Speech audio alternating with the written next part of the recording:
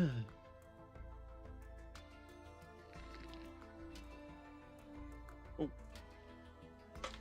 There we go.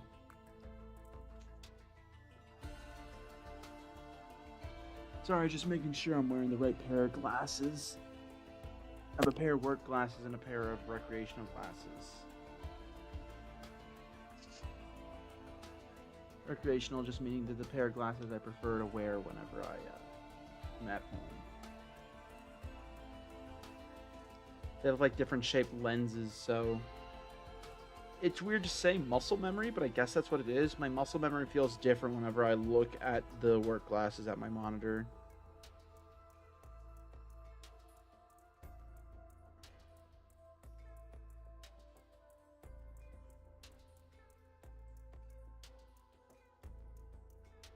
There we go, that's better. Welcome to me making a series of poor life decisions. I'm going to be playing some Risk of Rain very, very far before the start of my work shift. I didn't sleep very long last night, and instead of going to bed, I decided I want to do things. So here I am doing those things instead of sleeping.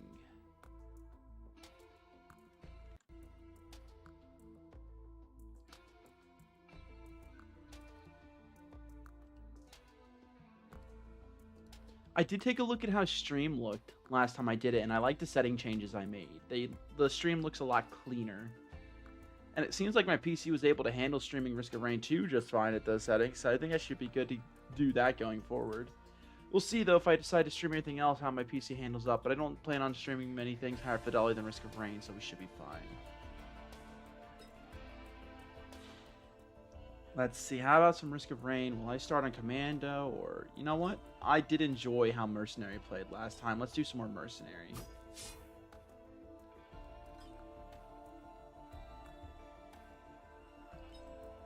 Agile means you can do it while sprinting, right? Yep. I see. I knew about the first half of that passive, not the second half.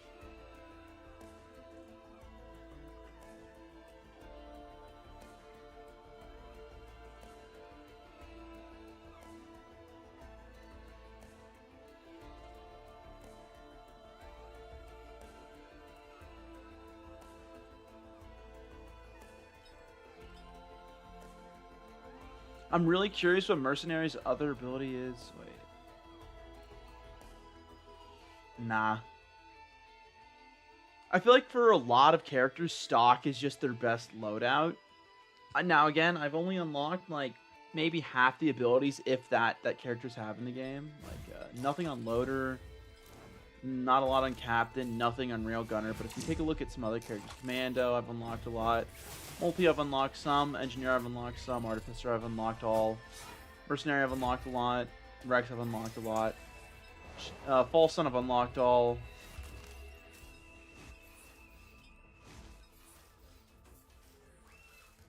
And I just feel like consistently characters' most powerful abilities are their stock abilities. Now, there's some exceptions to that.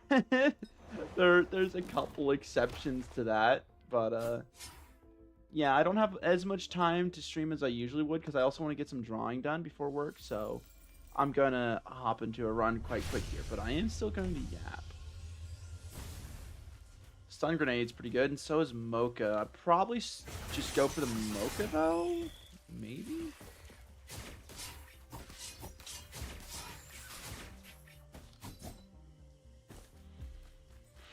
It's a tough choice, because, like, I do have stuns in my kit, but I could do with more stuns.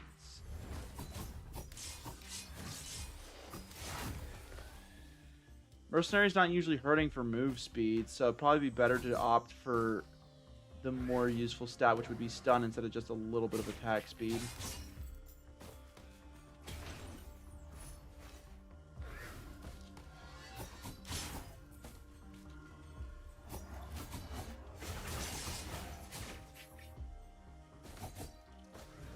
Good lord, the movement that this guy has is ridiculous. I love it.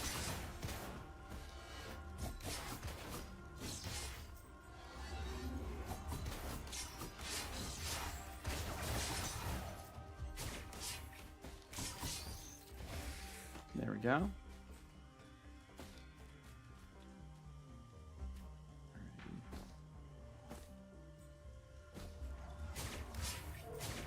wonder if I'll ever beat the last level on Eclipse. I'm not so sure.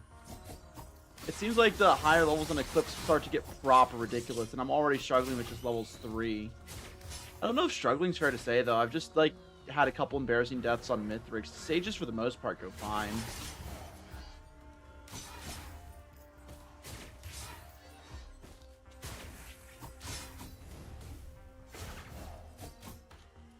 Oh, man. Halcyon Shrine back there. I haven't seen any rolls of pennies, which is unfortunate, but I could probably start it now. Yeah, we'll start this.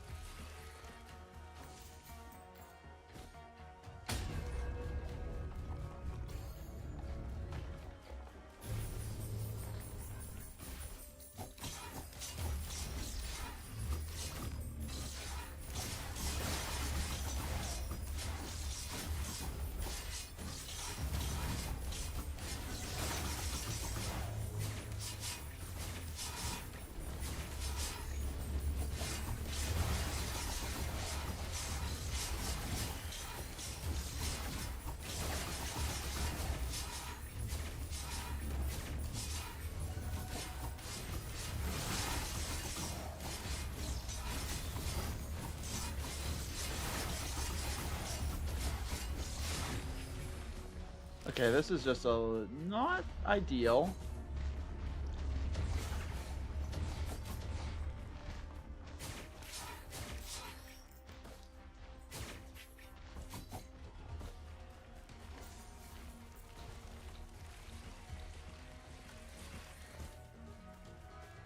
I don't hear any wisps.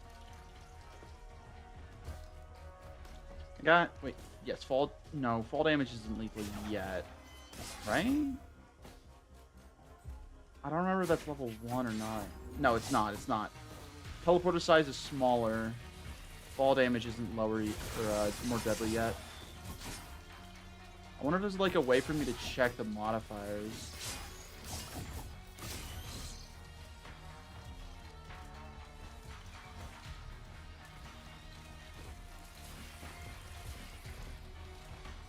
Let's go for some items. I just need a little bit of extra DPS or maybe some health. Chance doll. Oh man.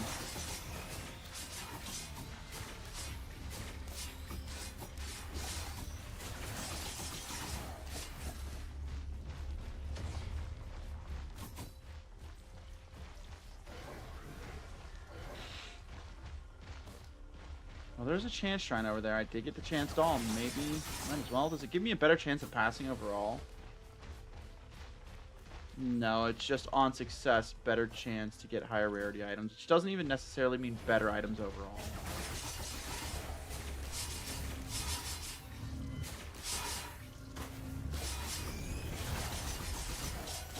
This is such a bad idea.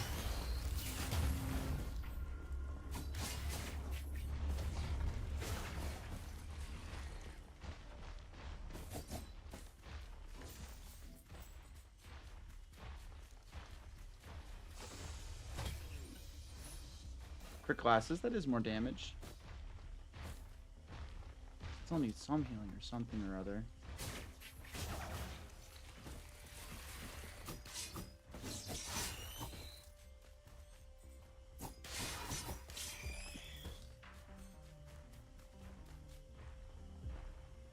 I guess. What shrine? Oh, those guys, do they just stay exposed forever?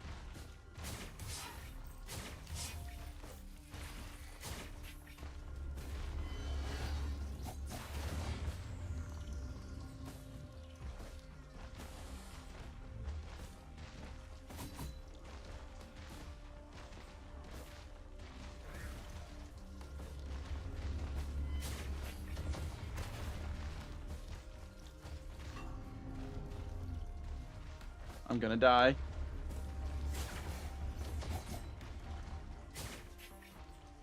Where's all the crates at? I'm getting desperate. I might hit that new pod soon.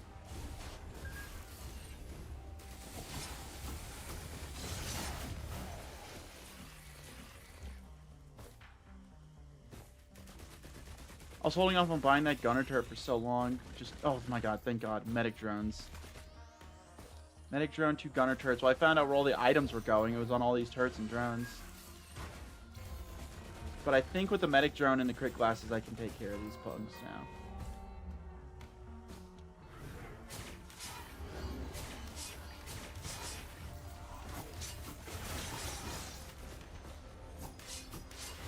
I hear those guys. There they are.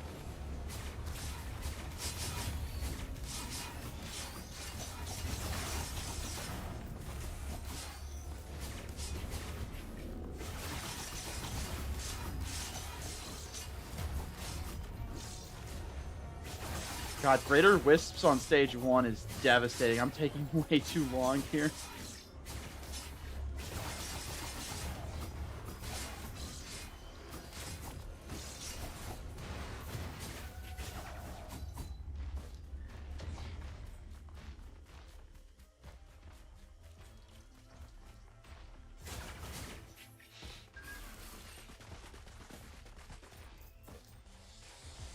Alright, that's a crate, so I can hit this crate, hit the luck shrine a few times, and I have more than enough money to finish the shrine at this rate.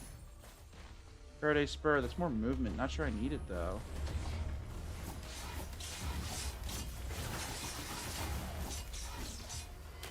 Hiker boots on this guy would be insanely fun, actually. Eclipse Light. More effective health. Sounds good to me. I guess I'll hit these equipment barrels as well. I mean, I've got nothing better to spend my money on.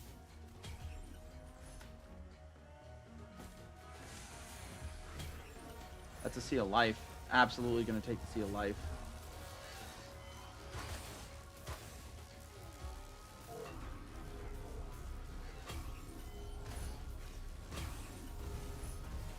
Medkit, awesome. That's a great starting loadout. We're from a very rough time to not such a rough time after all. It's going to be a late first stage completion, though, unfortunately. Very late. Hopefully the Halcyon Shrine gives some good items to make up for it, though.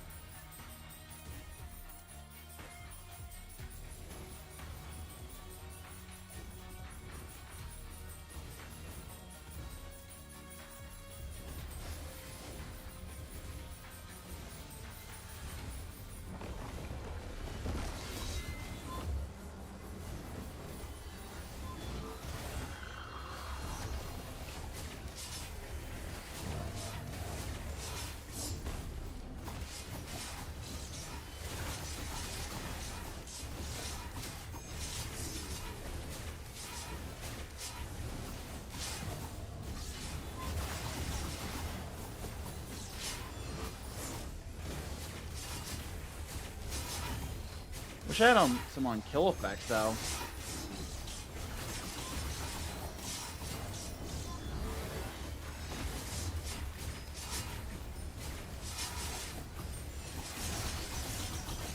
Finally killed that punk, healing them all, though, at least.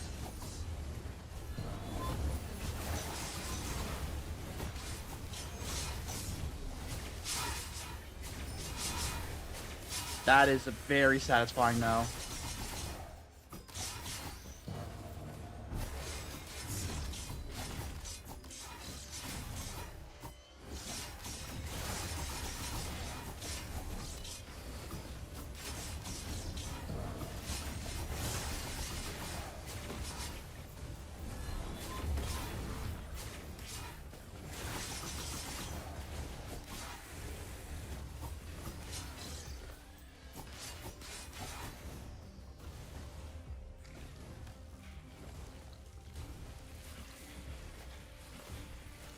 Let's get some DPS.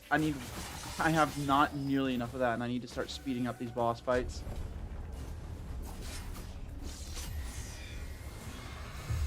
Well, that's unfortunate. Right outside the range of the telly.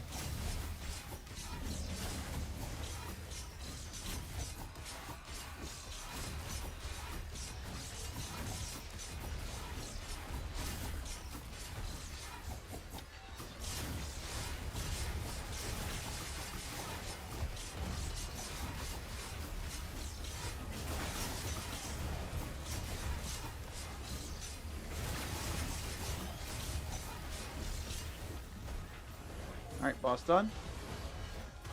Red whip. Honestly, after the Faraday Spur, I didn't really need any more movement speed items, especially not out of combat. I might just get rid of that.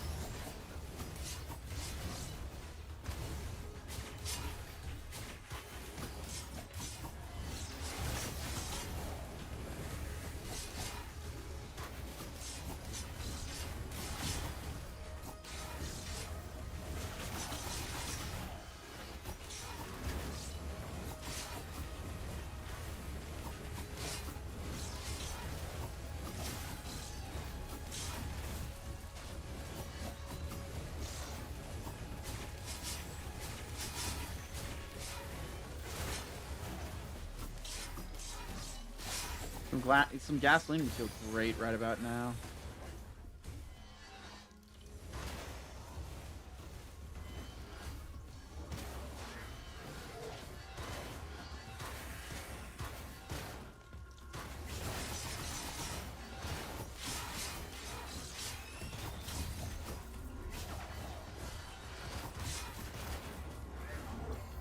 I mean, it's good target practice if nothing else.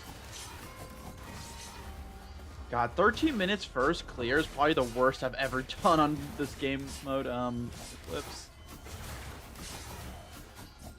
It's gonna be a rough one, that's for certain.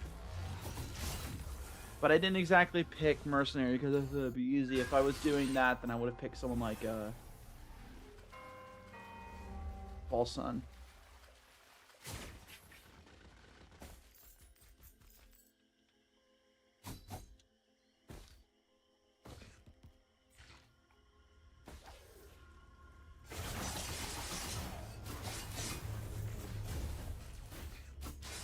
I saw hiker boots in there.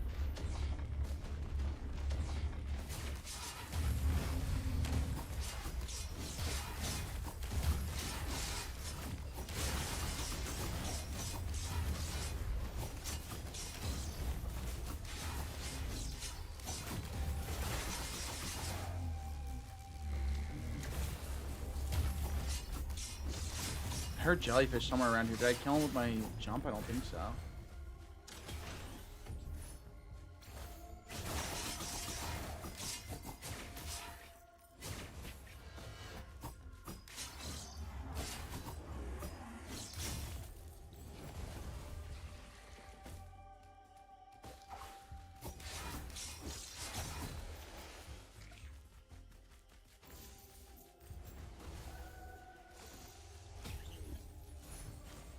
Fuel cell?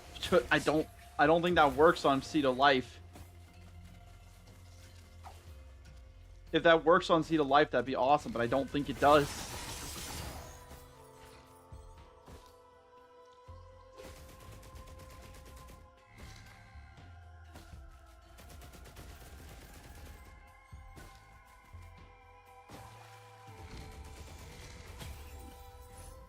Crowbar. Meow.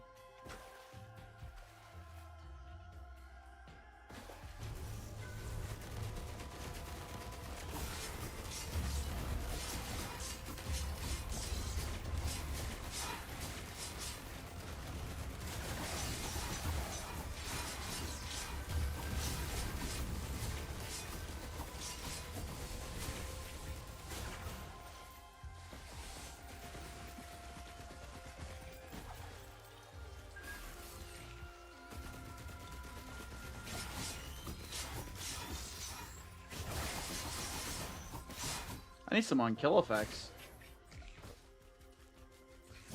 Aside from that, though, this run's going pretty darn good. You know, aside from the time as well. Again, I know running up the clock in Risk of Rain 2 is not nearly as bad as it is in Risk of Rain 1, but still, I don't feel good having my time going up this quickly.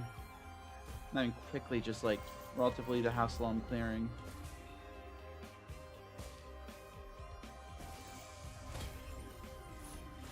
Chronic Expansion, more DPS. I did ask for on-kill effects, I guess.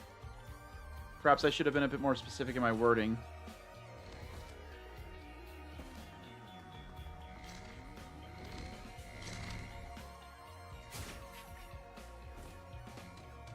I guess I can hit the nuke bulb. Speaking of, I see a noodle altar up there. Egocentrism? No thanks.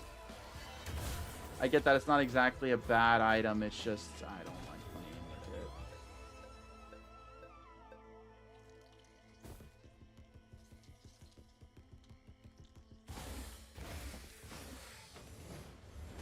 it. Luck Shrine? Yeah, not much else to do around here. Oh, Scrapper.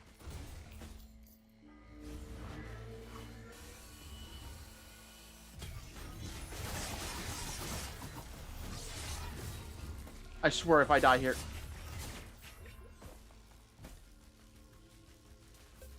That was very unfortunate timing. Where's my healing drone at? There it is.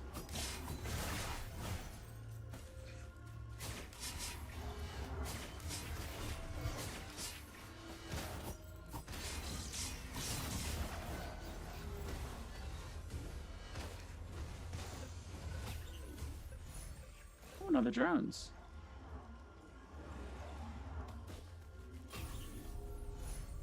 Prayer beads, nice.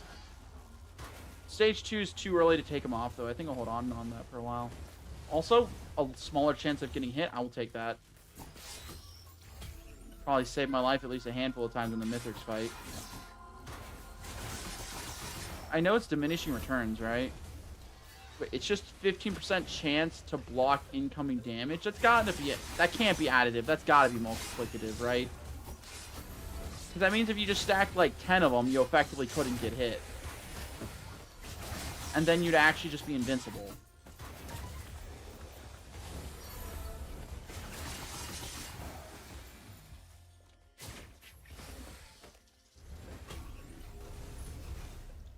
Still though, you can't die if you can't get hit. Is there anything else I'd be willing to get rid of for another one of those?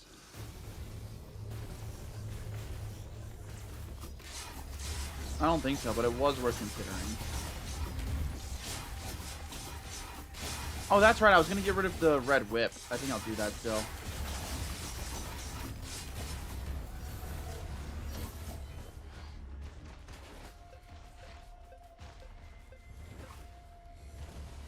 Probably get rid of fuel cell as well. Just because I should be playing around keeping my Seed of Life, and if I'm doing that, then I shouldn't ever get used to that fuel cell. What's more is I don't feel like I've gotten that many items out of this stage.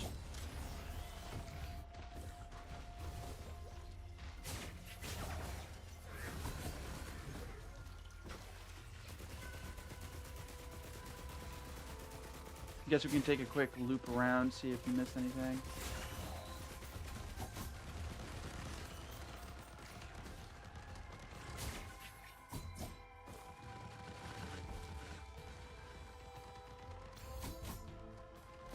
I say as I'm already pushing 20 minutes and I haven't even started this boss yet. Let's just do the boss.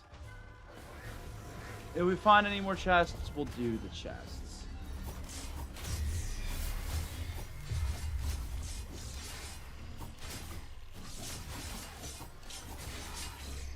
That's not a lot of damage. This is very unfortunate. I have a feeling I'm getting outscaled. I'm also just missing most of my shots, so this is really on me.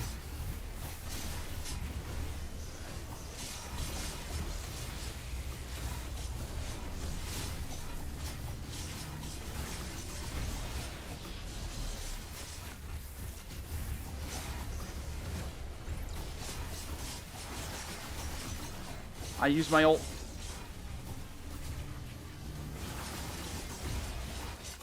I did not time this very well.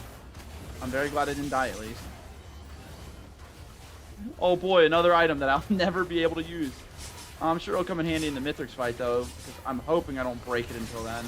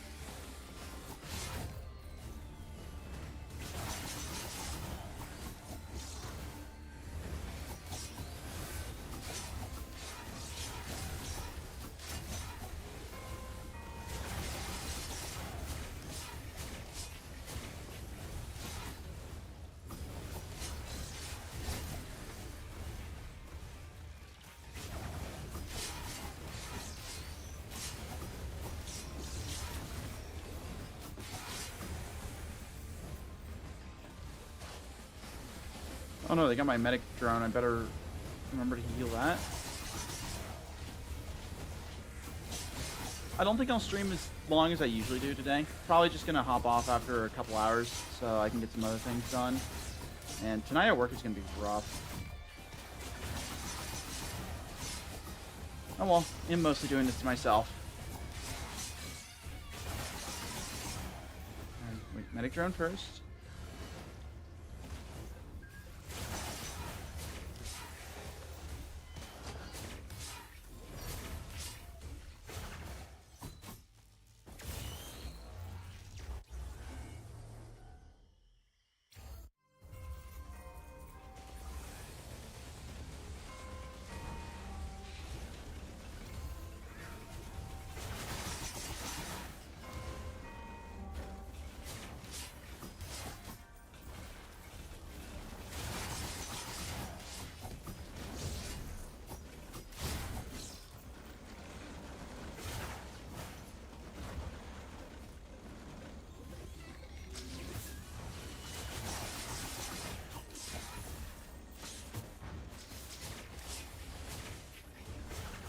Ooh, Void Cradle. Yes, please.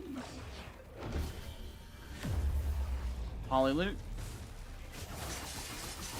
I can think of worse items to get. I did ask for DPS after all.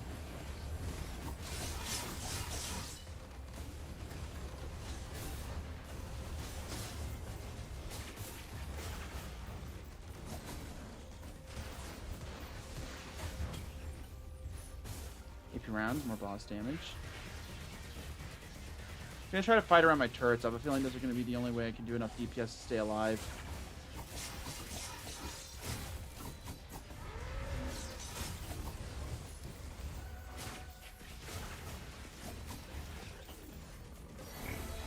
More attack speed, much more attack speed. Yes, yes, yes.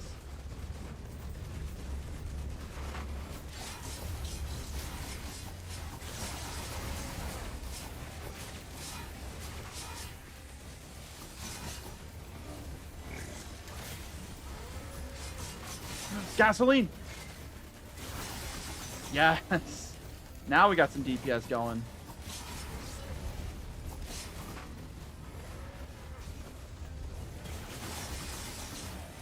More gasoline. Ooh, lunar coin.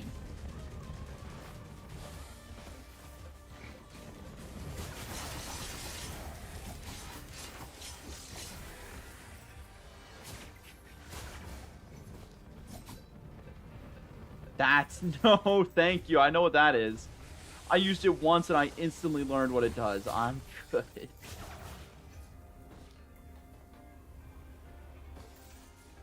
For those unfamiliar with what the Shrine of Order does, it picks one item of each rarity in your inventory and converts every item of each rarity into that item. So, like, it'll pick one of my white tier items and convert all other white items into that item.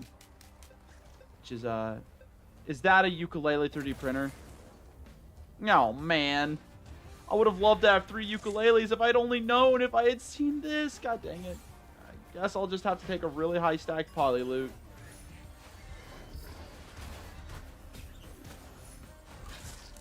Oh, well, I have a feeling I'm going to be fine on AoE DPS anyways.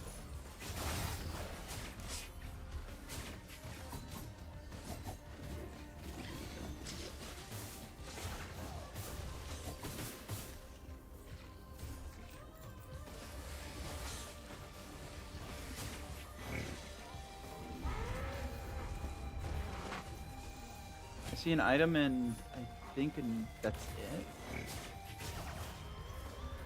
I think the stage is starting to look a little empty, so might be a good idea to just rush the boss fight.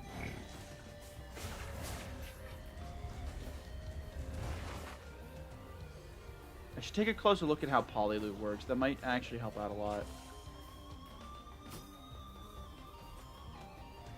For 60% total damage up to 3 times. Corrupts all ukuleles. So, does that proc on hit effects each time it strikes? I doubt it does.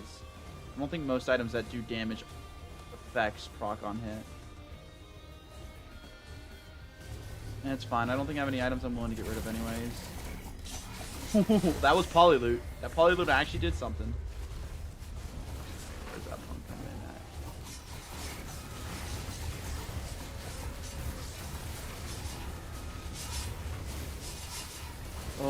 I'm gonna fly right into his spikes and it's gonna get me killed. Forget that. I think I'm already dead.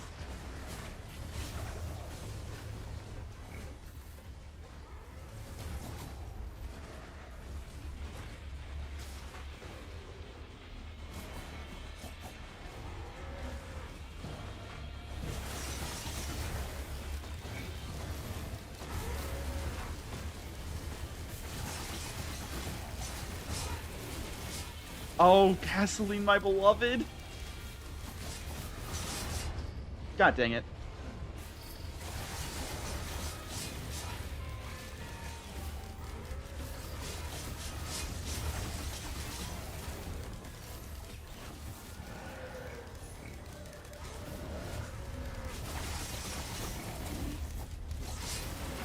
Oh, I'm still alive at least. There's that.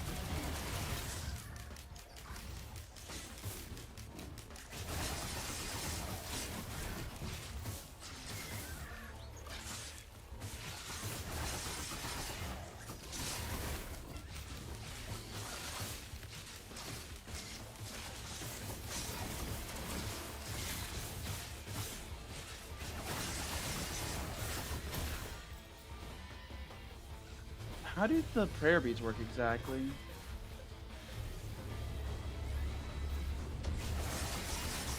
Because, like, I don't know if they get exponentially better for each level you get them, or if it's just better to remove them as soon as you can each time you level them up. Like, would it be better to hold on to them for the hopes of getting them off in stage 4 or 5, or would it be better to just take them off now? Probably better to take them off now, honestly, especially considering it looks like I need the stats. So let's just scrap them and turn into another pair of loots.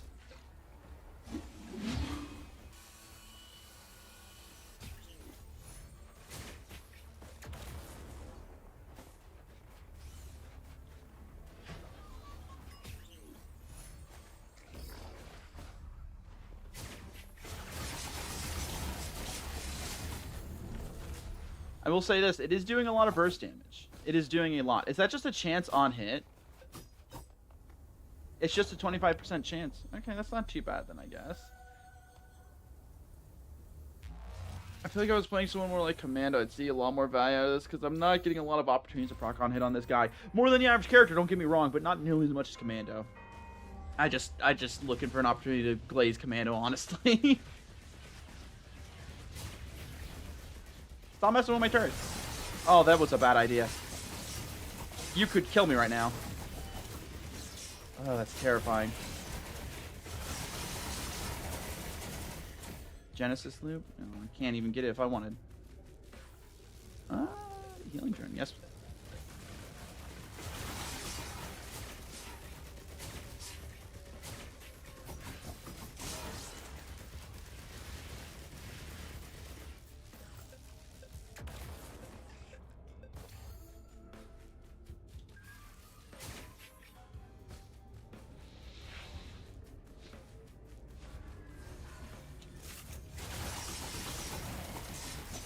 I do seem to be picking up the pace just a little bit at least, because I think the first stage took me 12 minutes to beat, but now I'm running about 10 minutes average per stage.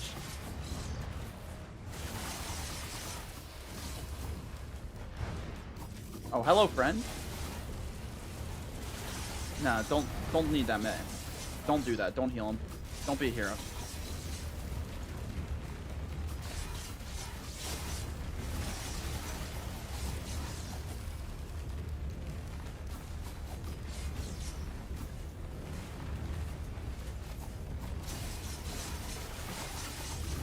I've been seeing more of what, like, the Risk of Rain's YouTube channel has, like, been putting out on their shorts, and it's been kind of funny. Like, one that they put out recently comes to mind, just, like, me making it to Mythos with the most random assortment of items, trying to figure out how to beat him. I'm feeling that right now.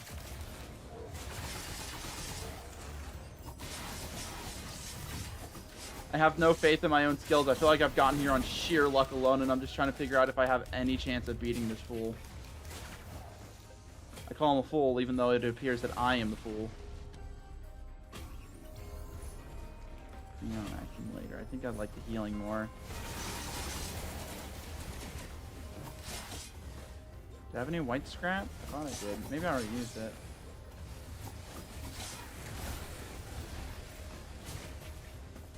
Soul of Shrine. Shrine of Soul. Shrine of Shaping. God. Alrighty. Well, that'll help. I have a feeling with how things have been going so far, I'm going to get some value out of that. Maybe sooner than I would like to admit. Leave me alone!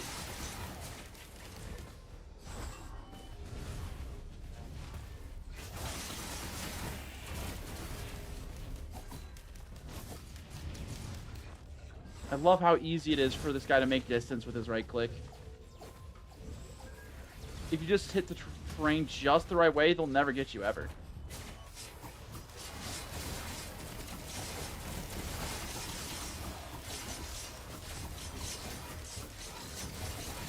Stunlock Punk!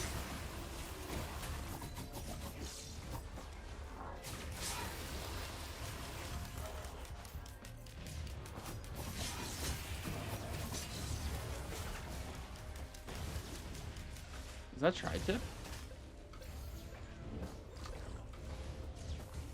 That is tri-tip. If I can find a scrapper, it might not be a bad idea to start stacking those. I'll get some long-term DPS. But what would I get rid of for it? Maybe like a bolstering lantern.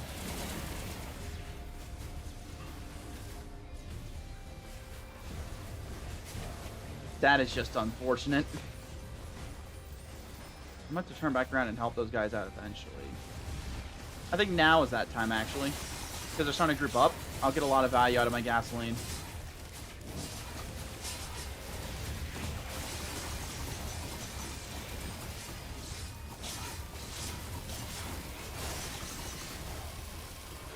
Alright, now give me some items, please. I can get rid of elusive antlers for that. I don't need the movement. And that's getting so expensive, it's not worth my time anymore. Alright. Now I just need to keep my eyes out for a scrapper. Let me move out of here before my guys get killed. I don't think I've checked up yet.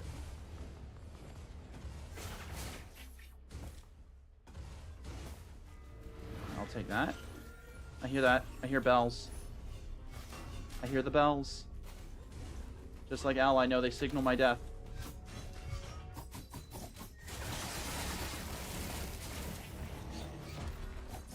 God, I only hit him once. Polyloot did the rest of the work. Well, I already have you. I thought you disappeared when someone got you.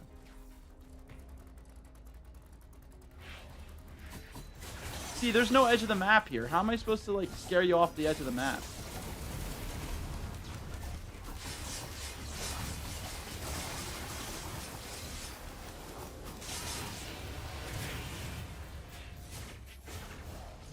Noxious Thorn. Oh, I think it has to be that. Leeching Seed would also be pretty good, but I think it has to be just the DPS. Because I'm getting outscaled too hard here. I don't have a chance if someone, like, touches me anyways. I have ways to heal, but I don't really have ways to do ramping DPS, and I think I need that more.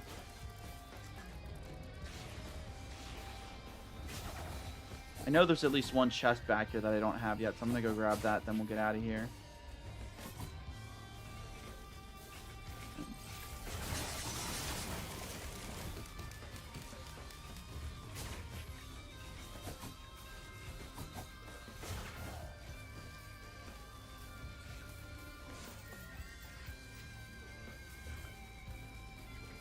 Oh, 2 chests.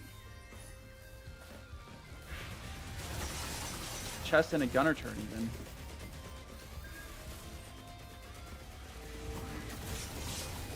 Now, where's that last chest? I know that... Yep, there it is. Alright, now let us be gone. There's 2 equipment drones in the stage, but I don't want either. That's a chest, right? Oh my god! That's a cheap luck shrine, too. I need to get rid of that watch. It's gonna break. There's no way I'll keep that on for very long. Gotta get all these guys to group up, and then just... You know? There wasn't many grouped up there, but you get the idea. I've got 2 gasoline. I just want everyone to stand on top of each other. Ira from Team Fortress 2.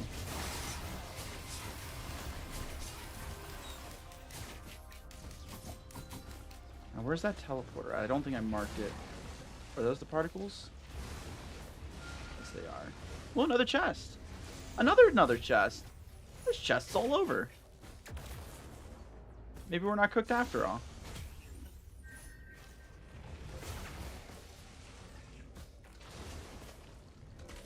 Unfortunately, I don't think I'm going to be able to get that tri-tip because I didn't find a scrapper. But it's fine. I got Noxious, so I think that'll be fine.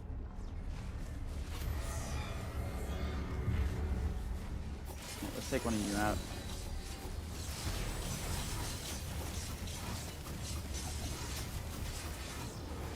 That's a lot of damage. When did I start doing so much damage? Maybe it was the 12 items I picked up on the stage that did it. So it's just how much stronger item scaling is than level scaling, I suppose. It also helps that I shaved a couple minutes off my overall time in the last couple stages, because it slowed down the scaling of the enemies, but my scaling didn't slow down. Because the first stage, I spent like 12 or 12 and a half minutes on, and after I finish this stage, it will just be shy of 10 minutes per stage. So I did save some time on some stages. Are they nearly as good as they could be? No. I kind of suck at that, but much better than I was doing, so that's good.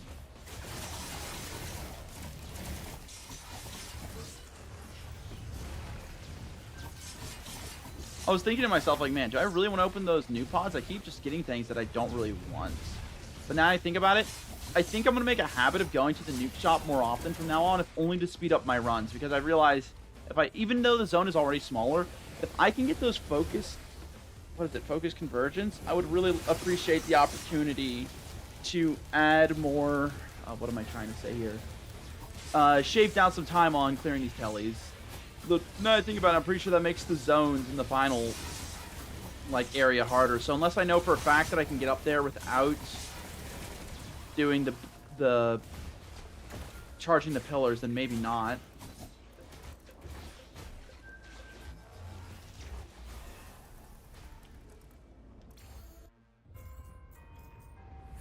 Alrighty, 5th stage, let's do this. A couple combat shrines. I think I'm gonna hit one at a time. Just magma worms. Nah, I can do both, actually. Famous last words, right? The only thing I'm scared of is Lemurian, so as long as I don't get any of those, I think I'll be fine.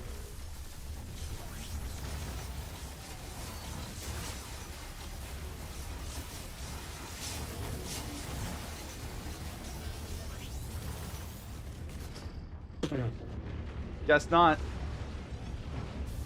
Man, I don't even know what killed me. Wait, it does say what killed me, right? It just says the planet. Oh, maybe it just says that, like, whenever you die by any creature on the planet. Like, did I get knocked in the lava and die or something? Also, it doesn't even say that my unstable transmitter went off. That's... what? Like, you can see my delicate watch broke because I got low, but I don't think my unstable transmitter went off because I didn't get, like, that red glow and a giant shield covering half my health bar. Man, that's rough. Did my items get disabled? I don't think they did. My delicate watch had enough time to break. Man, that sucks. How about we have an easy run with some commando? And yes, commando is the easy run.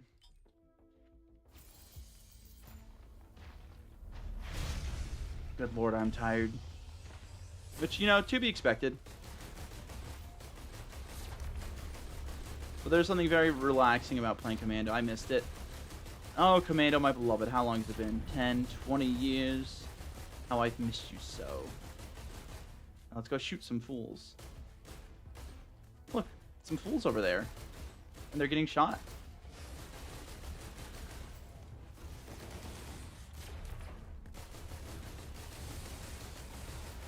Now, some people may look at you on stage 1, 30 seconds in, so you use your ult and your special ability on an enemy and then not die and think that's a bad thing.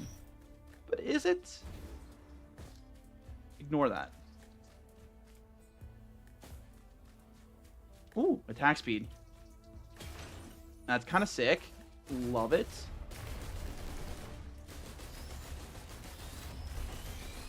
Some people look at combat like that and say, well, Artificer could have killed them all in one shot. Loader could have killed them all in one shot.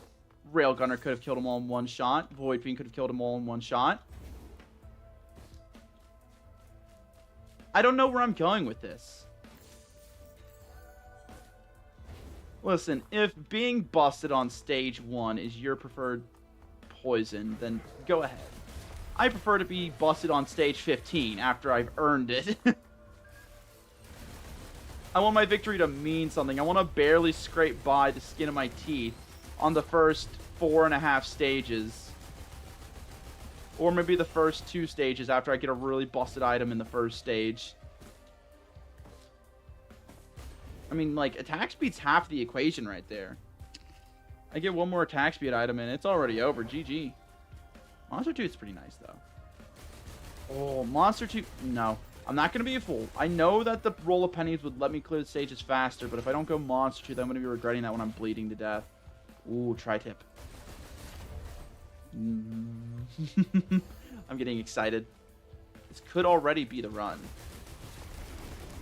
Of course, Mithrix is still going to clap me in one hit, and that's going to suck, but this could be the run. This could be a very fun run. I'm excited.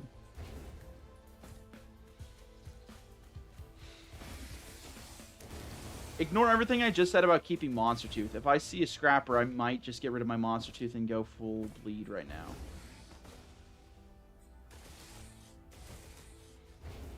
The thing is, bleed does stack infinitely to my knowledge, but I wonder if there's like a point where getting more bleed becomes less efficient. Obviously, I think it would be after the 10th, because I don't think you can stack bleed twice per hit with like 11 or 15 Monster Tooths. But I am curious if at some point the damage trade-off for stacking bleed at all is no longer worth getting more tri-tip daggers. When you bring other items into the equation, then probably, but like I wonder, because like getting the ability to bleed at all just adds a huge like opportunity for more damage. But then getting twice the opportunity to bleed, well, that's still pretty darn good because you can stack bleed faster. In fact, you might stack it fast enough to where it no longer falls off. But like after you have 90% bleed, you're pretty much guaranteed to land bleeds just about every hit. So is there even a point to getting any more bleed at that point?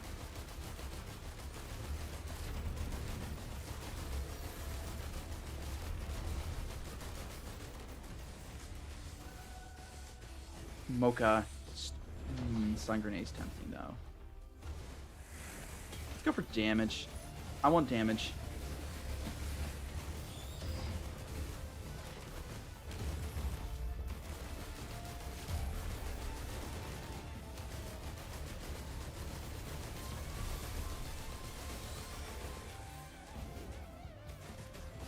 No Halcyon Shrine, so this is honestly a really small amount of items for no Halcyon Shrine starting.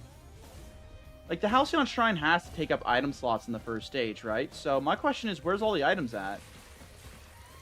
Because I've had stages where I've cleared the first stage and I've had like 13 items. Granted, there were no drones. Do multi-shops take up multiple item slots since you get more control? Maybe.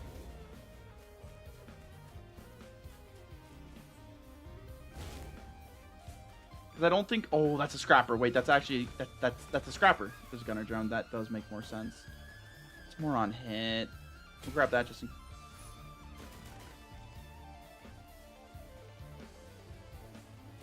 Okay, I was very, very concerned for a moment. I was about to be a little upset.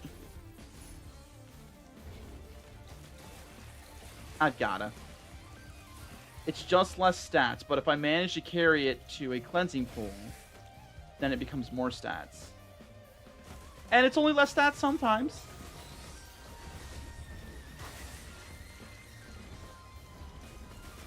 Alright, I think we get rid of Bolstering Lantern here. Bolstering Lantern and Mocha for 2 tri-tips. I think that's the play.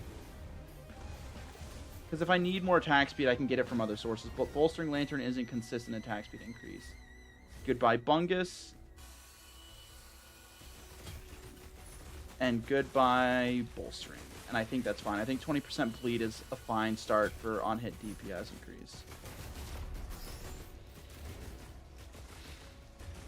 Like, Sticky Bomb is overall DPS increase, but... And while it's probably more flat DPS increase for one Sticky Bomb than one Tri-Tip, Tri-Tip is ramping damage. If you have enough on-hit proccing per second that you stack it on average more often than it falls off, you will just have ramping damage.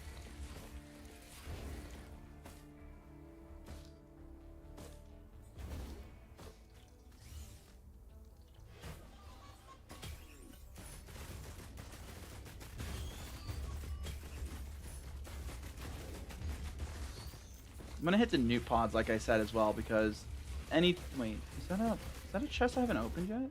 Oh, wait, that is, isn't it? Almost left without another tri-tip dagger. It's a healing chest. There's no way whatever's in there is going to be worth not getting another tri-tip dagger. I would like to rescind what I just said.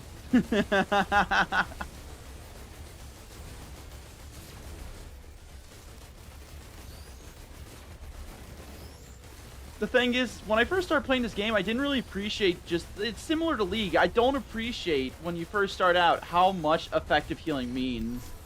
That's the interesting thing, though. When I first started playing League... Oh, wait. Shorter skill cooldowns for less luck. I will take that only because I have faith that I will find a cleansing pool.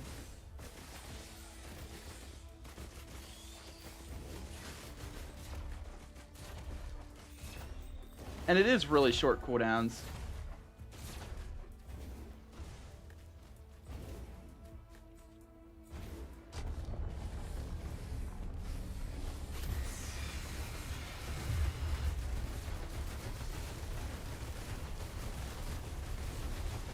Cooldowns? What cooldowns? No enemy stacked on top of themselves stand a chance against me. Okay, wait a minute. This is a bad angle to be in. Give me your health. Wait, did I get rid of Monster Tooth? I don't think I did.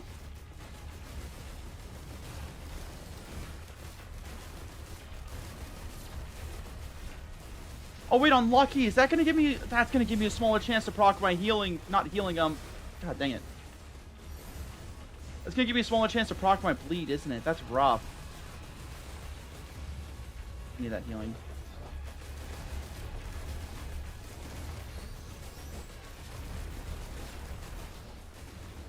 These wisps! They've taken so much of my health!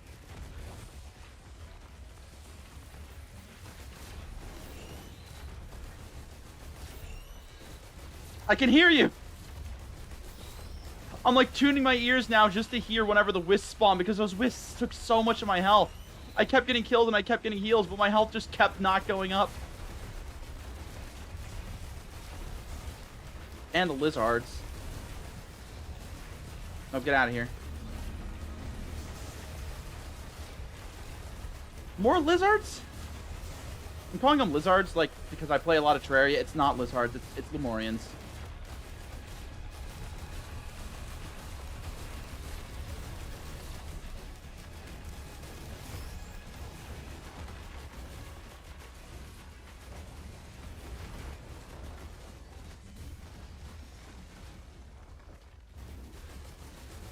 Oh wait, I can just walk back into the zone.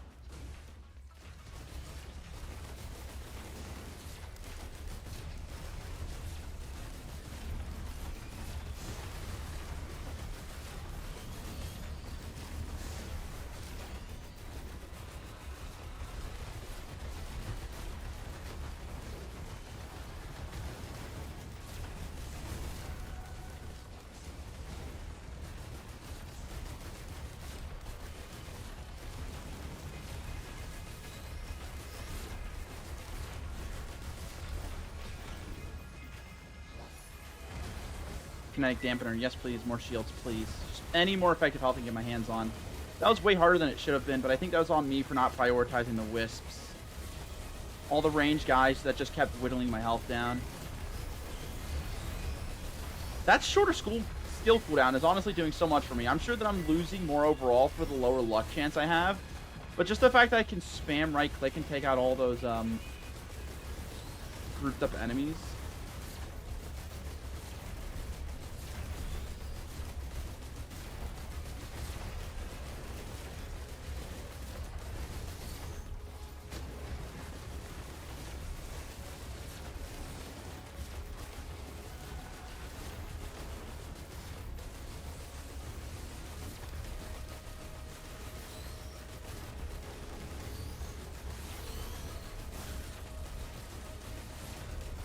I didn't even consider I had my neutronium weight on me. That was also probably lowering my stats a decent amount.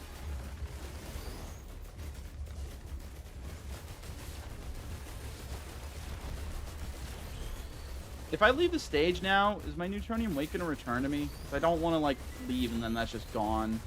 but it keeps going to my gunner drones. Can I have that back? Okay, let's just see if I leave, if it comes back.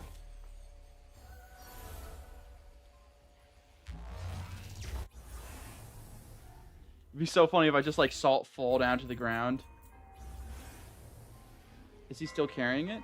Okay, at least he's still carrying it. That's mildly terrifying, but I'll deal with it, I suppose. The attack speed got lower. That was so strange, because like I've played a lot of this game. I've like recognized, okay, after the wind, exactly this many seconds after he winds up, I hear that sound effect. Bullets immediately start flying, but it was delayed because of his attack speed getting lowered. I don't know if I know of any other way to lower somebody's attack speed, so that's the first time I've ever heard that. That was weird.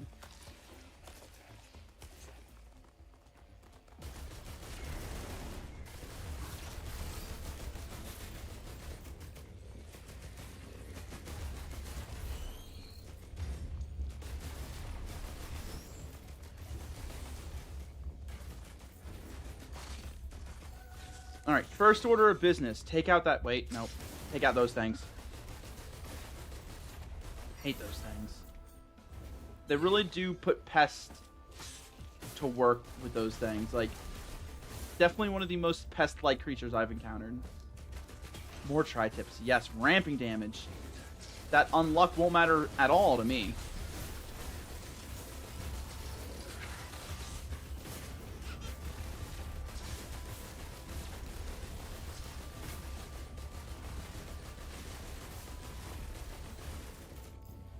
Alright, I think the other one died because the numbers went down.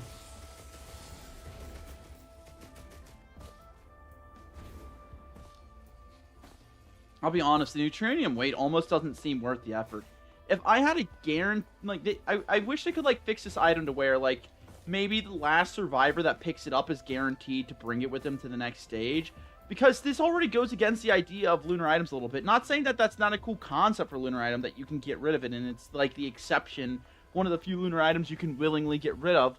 But it's frustrating, because, like, if you're picking up the Neutronium weight, as with most other lunar items, you're assuming that the trade-off of you not being able to get rid of it is worth the benefit of having it. But the Neutronium weight's so inconsistent, because there's not even a guarantee you'll have it with you from stage to stage. It almost doesn't feel worth paying the lunar coins to get it, because there's no guarantee I'll keep it. You know what I mean?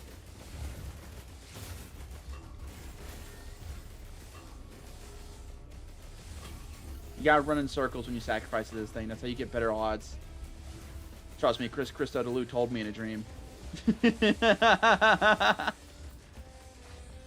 Oh man, I have fun sometimes. Oh, I'm loving this music.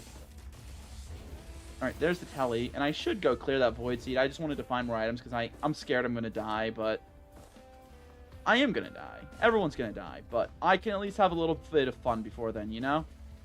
So why put off the fun part? There's void items in there. I want those things. They don't need to have all those things. Why shouldn't I have those things? Scavenger reference. So let's go in there and get those things. And just like Luffy, if I die, I die.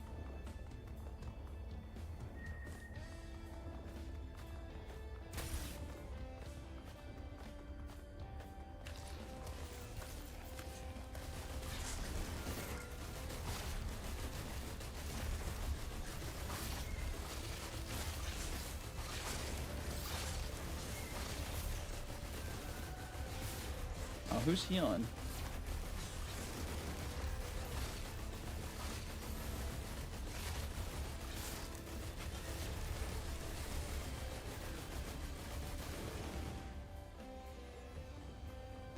I saw that the void creatures went up to 8 for a second there. While it's dying and the void pest jumps out of it, does it technically go up 2? Like, up 1, you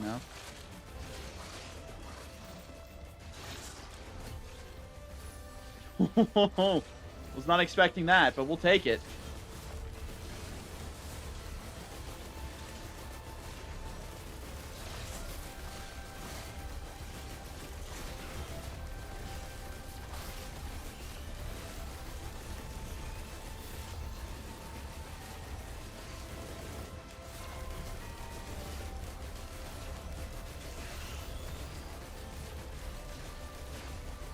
That's the mindset I'm going to try to take going into Mythics from now on. I'm not going to be scared. If it is my fate to get clapped by Mythics, I can only hope that my Ragdoll is funny.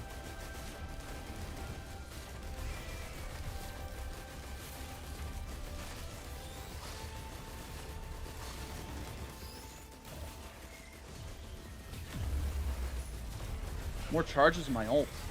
You know what? I'm game.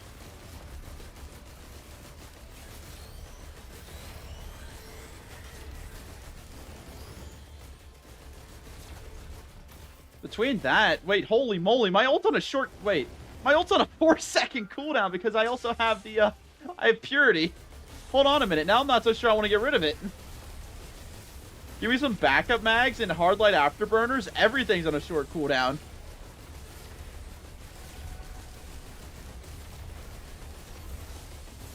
Please, Hopo Games, please just dead drop those 2 items in my game, it'd be so funny. Alright, let's see. On hit. Actually, we'll go slow in case we can get Death Mark. And slow is also just a nice way to keep enemies from running you down. Whee!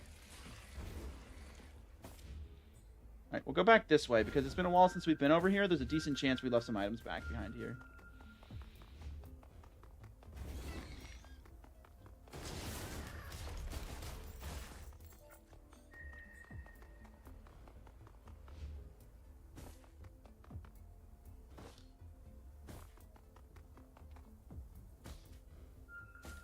Yes, another chest over here. Is there any up here? Come on. Nope, just this one, I think.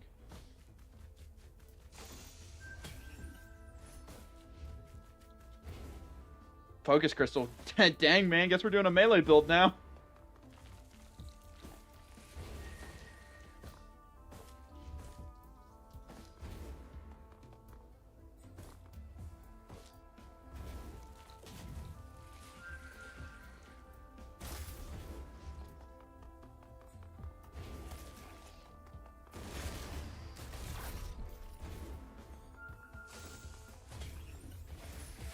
More crowbars. Oh man, if I knew where a scrapper was, I would get rid of those in a heartbeat just so I can have fireworks. Noxious Thorn. Ooh. Oh, is it just me or are things getting exciting?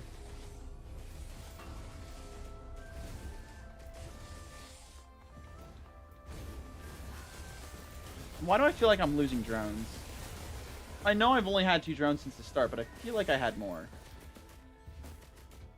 These steads just getting to me. I need to get out of here fast. So get out of here. Stop healing. Stop healing. Knock it off.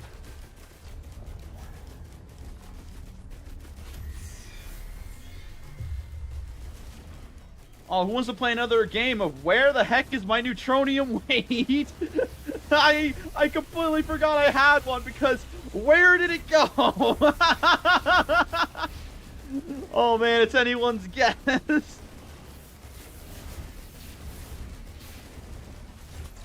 UES's new hit game show. Where the hell is my neutronium weight? Oh man. I'm never seeing that thing again. It fell off the map. It's gone.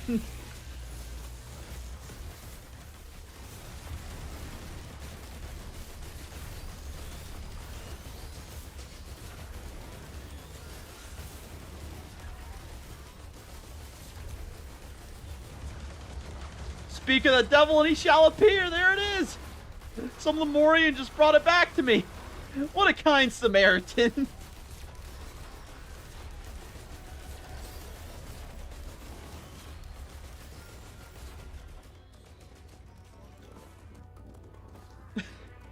Oh man, wait a minute. I need to wait. I'm gonna make a meme of that. Wait. What time are we at? Just 1 hour in. Where the hell is my neutronium weight?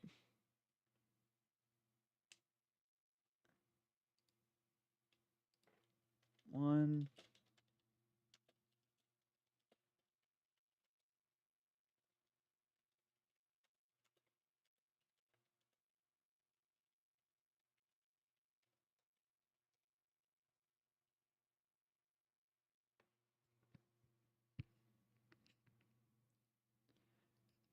Alrighty. That's just a funny idea for later. Oh man, that's funny. just like it cuts to like a. What is it? No, it's not the. Is it The Price is Right? No, I don't think so. It's just like game show where it just like plays a really intense, hard beaty music, and people are just like trying to get the answer right. Who Wants to Be a Millionaire? I think that's what it is. It's like, did it fall off the map? Is it stuck to the boss? Or is it on the Lemurian right behind you?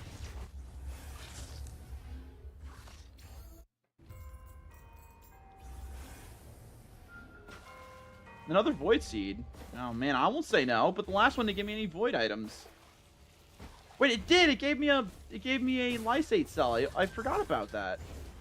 I heard that. Wait, no, no, no, no, no, no, no, please. My dashes were such short cooldown, I was able to just spam them.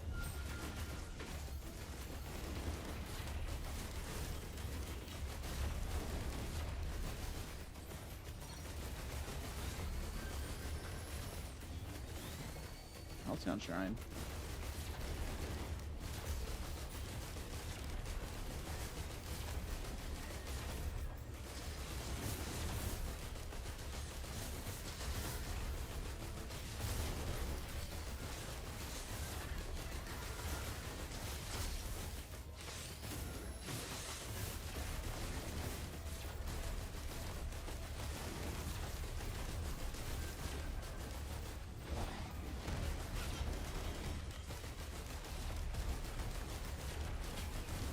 I just have to have faith, like a falconer letting their eagle return to them after years of training, that my neutronium weight will find its way back to me in time. If it does not, I cannot change the fact that it will not come back. And if it does, then I have nothing to fear. I'm starting to wish I took the Leeching Seed, honestly. Well, that's a drone down. Because there's a million pests over there!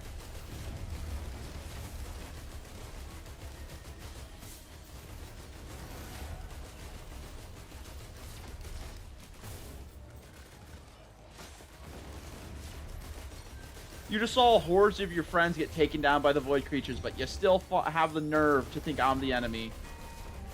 I mean, to be fair, I am, like, traveling to your planet on a quest of vengeance for a group of people who were initially sent here to... To be fair, I don't think the UES contact light was sent to this planet directly, but I do think the humans were planning to, like, exploit this planet and its resources sooner or later. Which isn't something we're really new to. It's just, like, I don't blame the planet for trying to defend itself.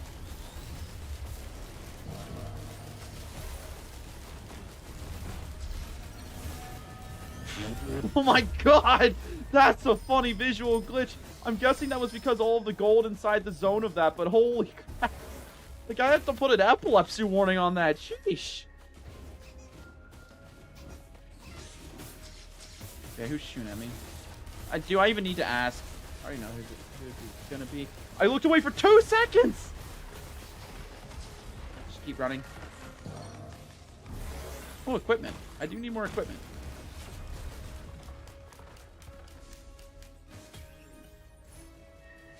Blast Shower? I guess it'll come in handy if I get hit with Collapse. Or if Mithrix manages to put that weird debuff on me that the lunar creatures get. Bungus. I'm just going to stand here and Bungus. Alright, that's good.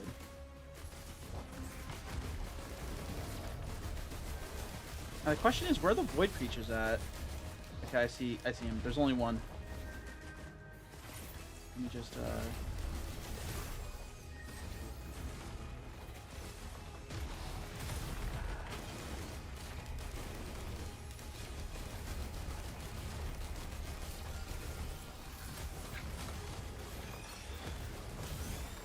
What, is he still alive? Okay, now the Void Seed goes down. Let's see. There's 2 Void potentials over here. How about I get my health up and then reach? Oh, that's gonna hurt. Actually, I'm gonna let those Void creatures happen, because the Void creatures mean less things are shooting at me. Oh, Lunar Clan. Alrighty. As previously stated, more Void creatures is just a good thing. Lost Seer's Lenses? I love Lost Seer's Lenses. They're one of my favorite items in the game. Funny insta-kill, go! Oh wait, I have less luck. Funny insta-kill, go now? I'll get it eventually. Just a matter of time. Honestly, if anything deserves to get insta-killed, it'd be these pests. Good lord.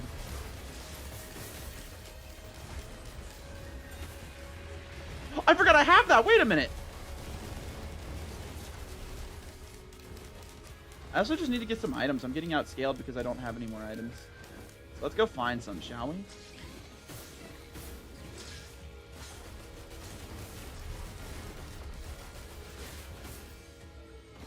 I guess Halcyon Shrine?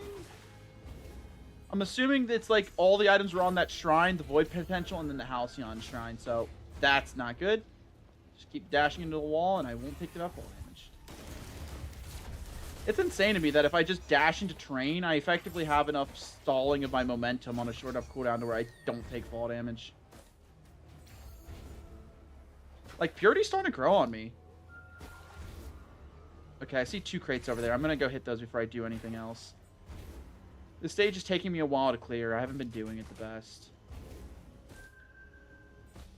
But again, that's kind of like right where I enjoy the difficulty of the game for me, personally. So, yeah. Maybe it's not such a bad thing.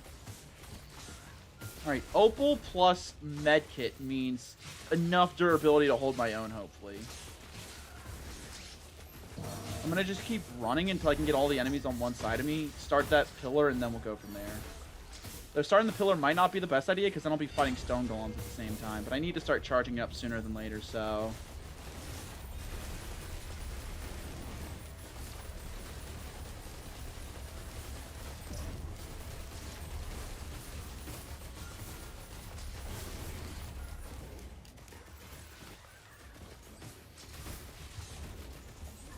I'm over these blind pests, I'll be honest.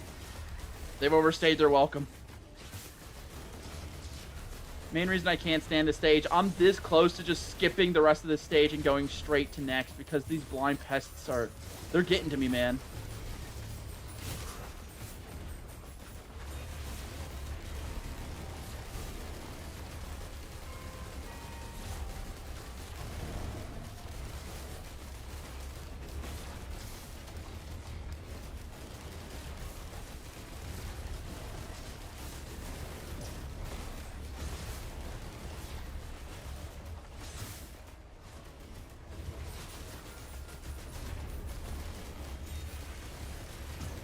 I just don't think it's worth it because those guys are so strong, they can almost one-shot me. You know what? Alright, this is what we're going to do. Because I don't think that it's worth dying for that. I'm going to go check the underneath of the stage. I'm going to go do the boss fight. Because I think I have enough money to finish that pillar either way. And if there's not enough items here to justify me staying and finishing that pillar, like I don't get some item that'll like obviously turn the tides in my favor, I'm just going to skip this stage and that Halcyon pillar and go next. Like, I guess maybe more money, more damage. Supermassive Leech, maybe. What's the cooldown on that?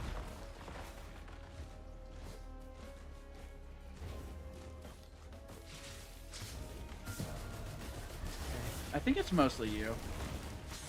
I can just kill you. I think I'll be fine.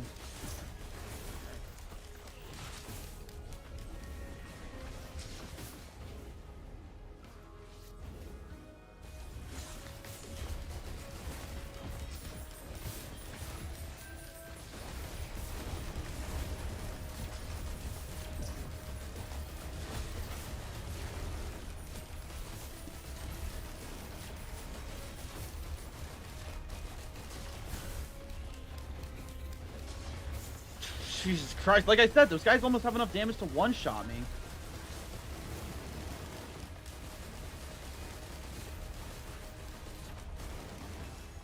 Eey. It's 3 items, but I don't think those 3 items justify throwing my run. Because if I stay here, I'm pretty sure I'm just dead anyways. Is the pillar even charged that much? Ah, it's almost charged. Yeah, we'll just do the boss fight. And if I manage to somehow beat the boss fight, then I'll probably be in a better position to do that when all the enemies are dead. Speaking of, those enemies aren't going to exactly stop following me now that I've angered them. So, I've kind of made that issue for myself. I have to get somewhere where I can take cover.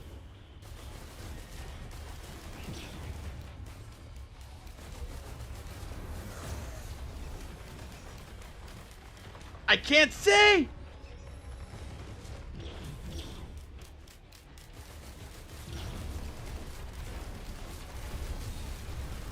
I just have to stay down here. If I go up there, I'm going to get killed.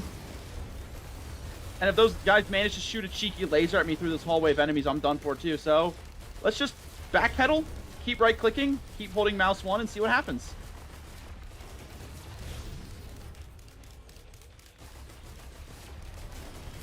I think starting that pillar was a very foolish mistake, but I don't think it spells the enemy quite yet.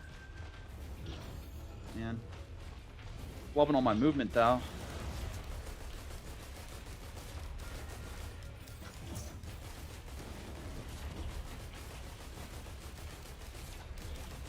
And I think I'm too far back to do any meaningful damage at this range, so I have to close the distance at least a little bit.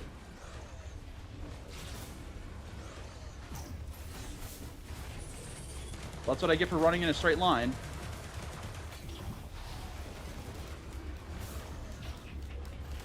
Please, please, please!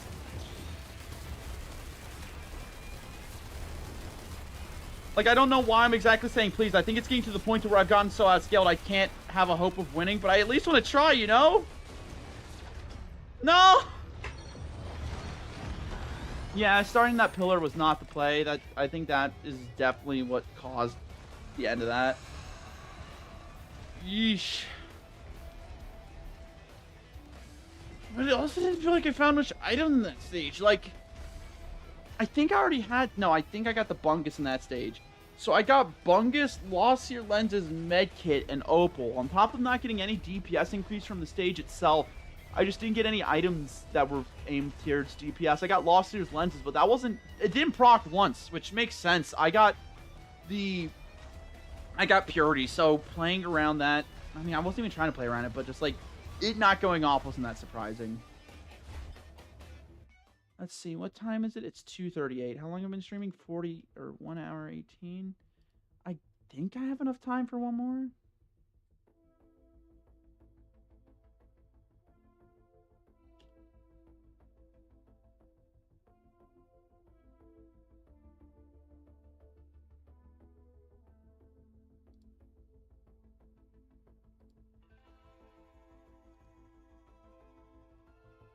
Okay.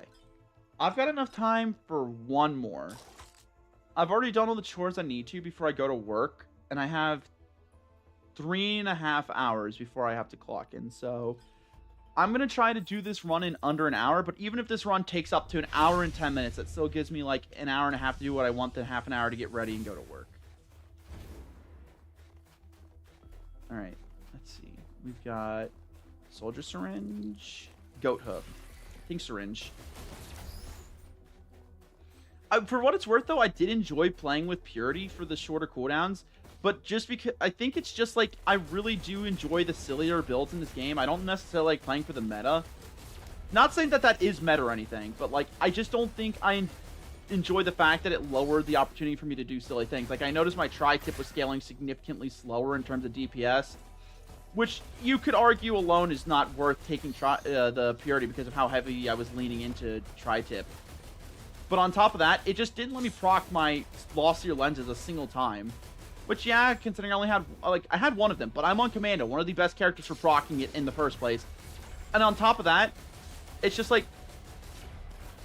I had Purity lowering my chances of getting it massively. And I like playing for the sillier things here, so I just took an item, one of my favorite items in the game that I'm very excited to get to proc it all. And I just have to accept that I'm going to only proc it a handful of times, because it's going to proc like half as often thanks to Purity.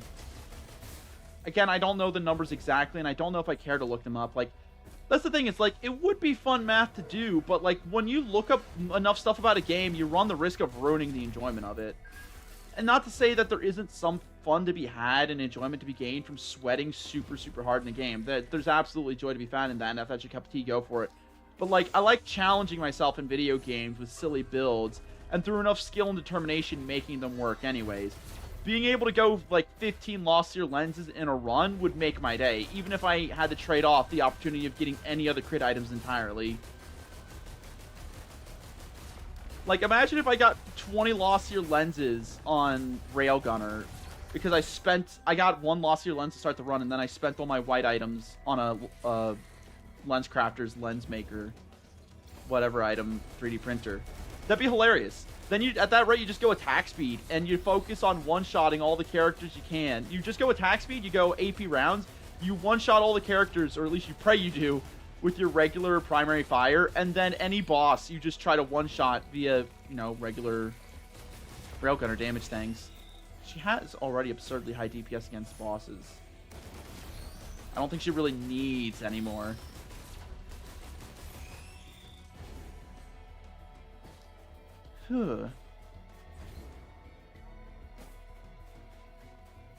Was that item stuck to my back? Is that recycling? It's recycled scrap. It's just holding on because it's got a hand sticking out of it. That's kind of funny and also a little creepy.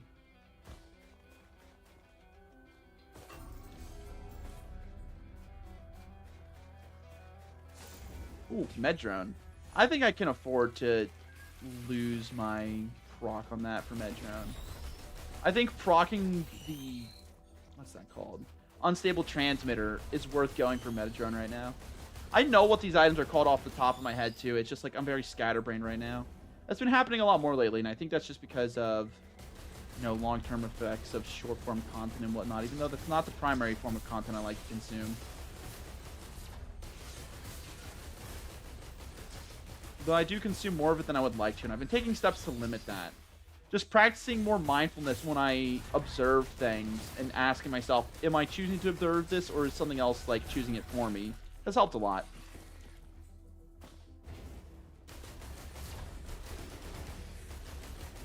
It's a similar mindset I've taken when playing League lately, because League's very addictive. But after, it's like, you know, good reference you could use to compare it to is kind of like how Circle Tunes compared short-form content to a bag of potato chips. League of Legends games have gotten shorter in recent years, so it's like they're easy to consume, and they're, you know, they're easy to consume. You want to do a lot of them, but after doing a lot of them, you usually feel bad afterwards. And I think that's a similar mindset that I take with League. Is like, League's very addictive. It's something I'll consume a lot of in a too short a period of time, but afterwards I'll have nothing to show for it and I'll just feel horrible afterwards. Not saying that's every experience I've ever had with League, but I can definitely say that's my average experience with League. And it's become less so in recent years because I've changed my mindset on how I play the game. But I'd still say that overall is just like my primary experience. And I think that's an experience a lot of other people can admit they have with the game. The relationship they can have with it is just like, it's not a fulfilling one. At minimum, I mean, at best, I think you overall just draw a neutral or a slight net positive from it. But there's so many other games where I can say, not only am I excited to play it like I'm excited to play League, but I also feel good about playing it afterwards. I think part of that comes from a sense of accomplishment for finishing a game series, but also just like from experiencing new things. I think in League, you kind of have like new experiences, but you don't really at the same time.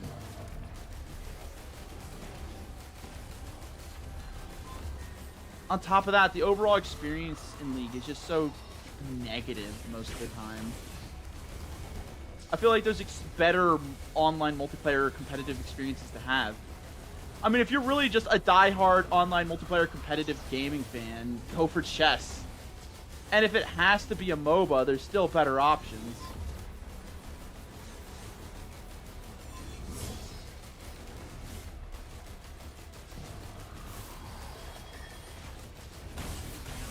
Well, better options. I think League designed as a game is fantastic. I think the community is half the reason why it suffers as much as it does, and the other half is because Riot has admitted multiple times now, like, it's not something they exactly keep secret. Half the way to design the game nowadays isn't really to be satisfying when you beat it. It's just to get you to play another game, because their ultimate goal most days nowadays is just to keep engagement as high as possible. That means make the game addictive, but not necessarily satisfying. If your goal is to farm engagement, why would you make a game something you could walk away from at any given moment? You wouldn't. Let me see. I would imagine at least that you would probably develop the game to be a game that like pulls your players back in several times, even if it's not to the benefit of themselves.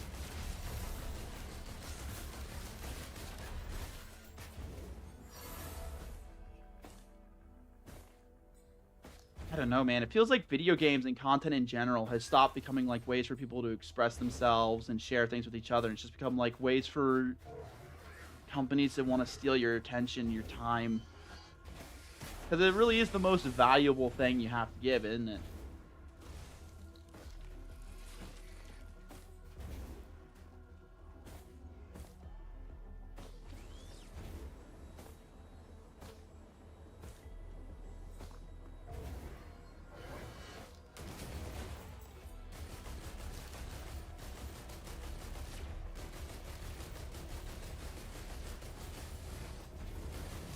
Part of how I've helped remedy it, on top of just practicing more mindfulness with the ways I spend my time, is I've just been filling my time with more fulfilling hobbies, and I've seen it pull more and more time away from the less beneficial ways that I've spent my time. Like, for example, League of Legends.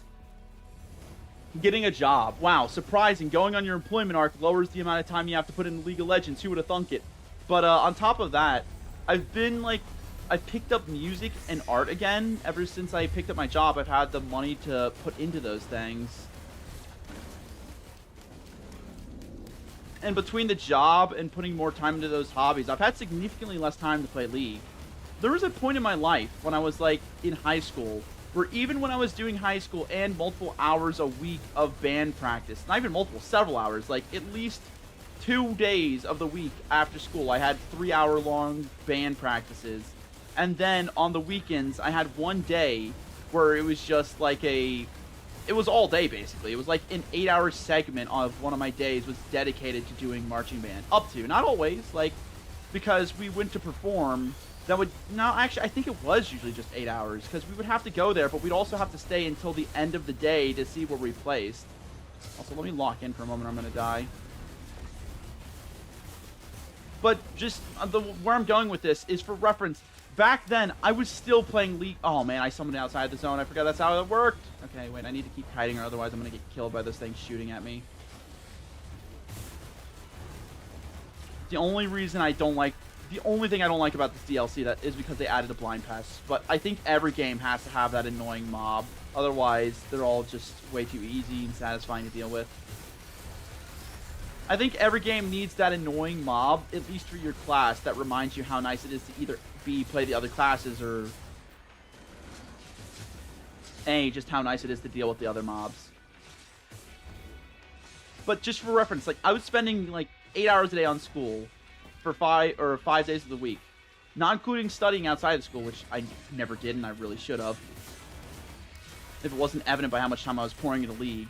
But then I also did marching band for like 3 hours 2 days of the week, and then another day of the week I would do it for 8 hours minimum. Again, not including time I should have been practicing outside of those times, because those were rehearsals. And I didn't understand the difference between a rehearsal and a practice. But I digress. I was still playing League at minimum like it was a part-time job, but usually like it was a full-time job.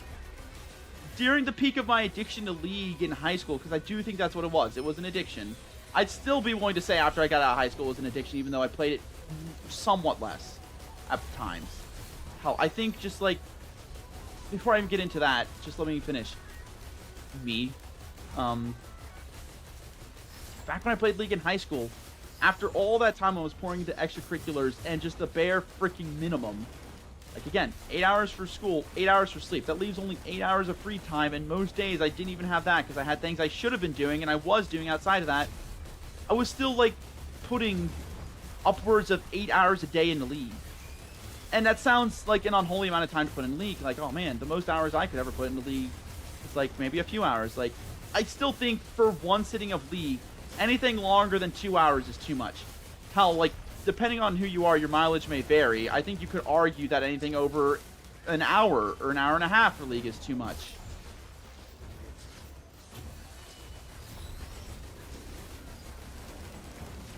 But the point I had gotten to was just like, I was playing such an unhealthy amount of League. I was constantly reading the League of Legends wiki and League of Legends lore in class when I should have been paying attention. That's part of why I flunked out of all my dual credit college classes. But I was going to either way, let's be honest, because I wasn't taking school seriously. That was a symptom, not the cause. It was a cause for a lot of things, but overall I think that was just a discipline issue. but I was just putting like an unholy amount of time into League. And like, I'm not saying that it was just League was the problem. Like, again, I think for like the point of my life I was in, that was too much time to be putting into any video games. I don't think 8 hours a day on just video games alone at that point in my life was acceptable or okay. Mostly because I wasn't doing anything constructive with it. I was just doing it to eat away time. And that issue persisted long after I got out of high school. It wasn't until I snapped myself out of that funk a couple years later that things started to change. Not for lack of trying, mind you. I tried many times.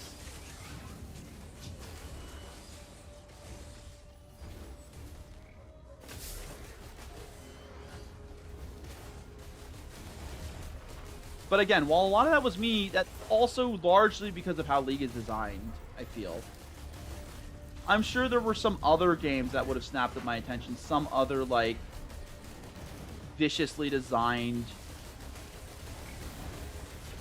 mediums that would have, like, ate up all of my time because they were designed to do that. Like, short-form content was on the rise that could have gotten to me, or, you know, some other horrendous hobbies, but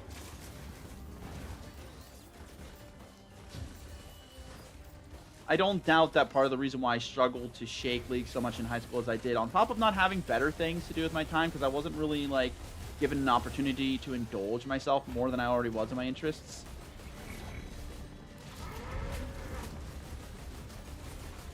It was also because of just, like, how absurdly addictive League was designed to be.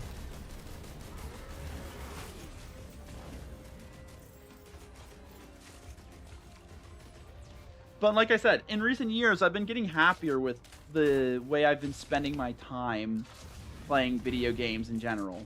I've been doing it more for the experience instead of eating up my time, and I think it's because getting a job, a real proper full-time job, this is the first, like, this job I've had for the last 2 years or so, is the first time I've held down a proper full-time job for a sustained period of time. The most I ever did before, and they were part-times, or even full-times, was like a few months at a time.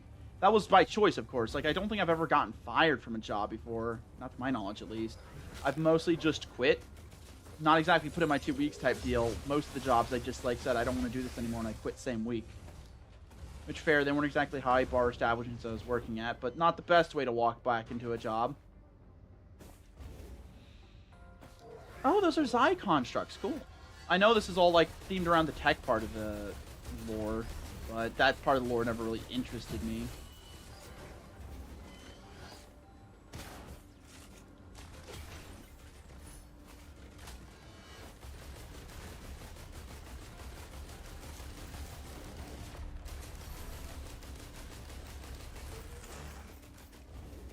Getting a job just really makes me value and appreciate more the limited amount of time I have.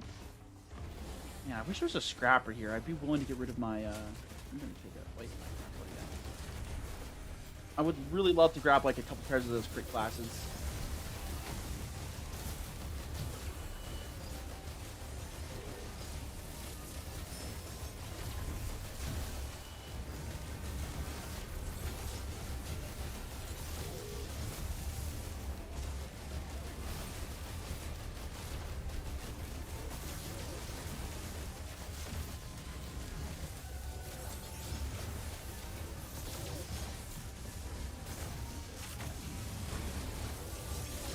Man, guess I just don't get enough items today.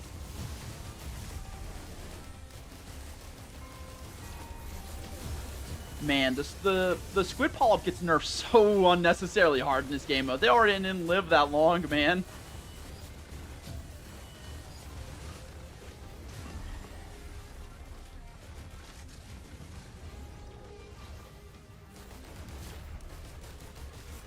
But yeah, and like, getting a job definitely helped with, like, helping me appreciate the free time I have more. I think getting older also just kind of does that to you, as you start to, like, realize just, you know, how not a lot of time you have. Because when you're, like, younger, when you're still in, like, your teens to your, like, young adult years, I don't know if you could say up to 23 is still young adult years. I would say so, but, like, yeah, I think you could technically say, like, 18 to 21 is young adult years. I'm no longer a young adult, I'm just adult, and I gotta get over it, but, you still kind of feel invincible. You feel invulnerable. I don't think it's until you have, like, until you hit your 20s or you have, like, a first proper death of a nearby relative that you start to realize. Again, this is just all personal experiences. I have no idea, like, how it actually works. Just how little time you really have. It also could be that, like, I do also feel like I did understand. I just didn't really care. There's a large part of time in my younger years where I just really didn't care if I lived or died. Which, you know, in retrospect doesn't sound good to say, but I'm doing better now, so it helps to talk about it, I suppose.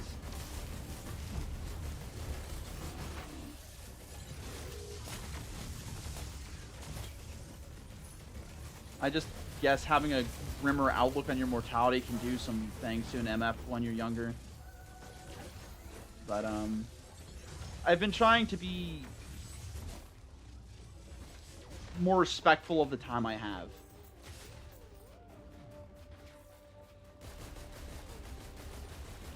Because I know I don't have a lot of it. I'm not going to get more of it, so I'm trying to make more out of the time I have. I don't think I'm making the most out of every second, but I think I'm getting better.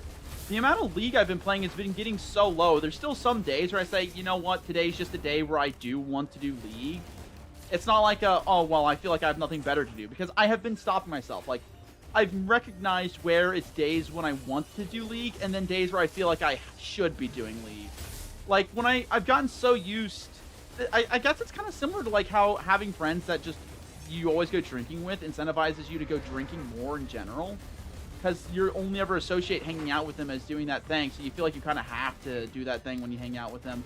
Because I've realized a lot of the time when I hang out with Vinny, because he's been my primary League duo for most of my life, I've always felt like when we're in a call, I have to say the phrase, do you want to do League?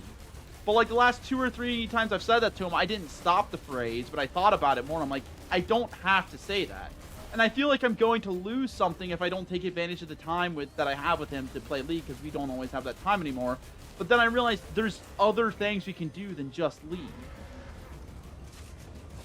And, you know, the more I talk about it, the more it does sound like I was just massively addicted to League. Which I don't think is too far from the truth. It's just, like, hitting me a bit harder now the more I talk about it.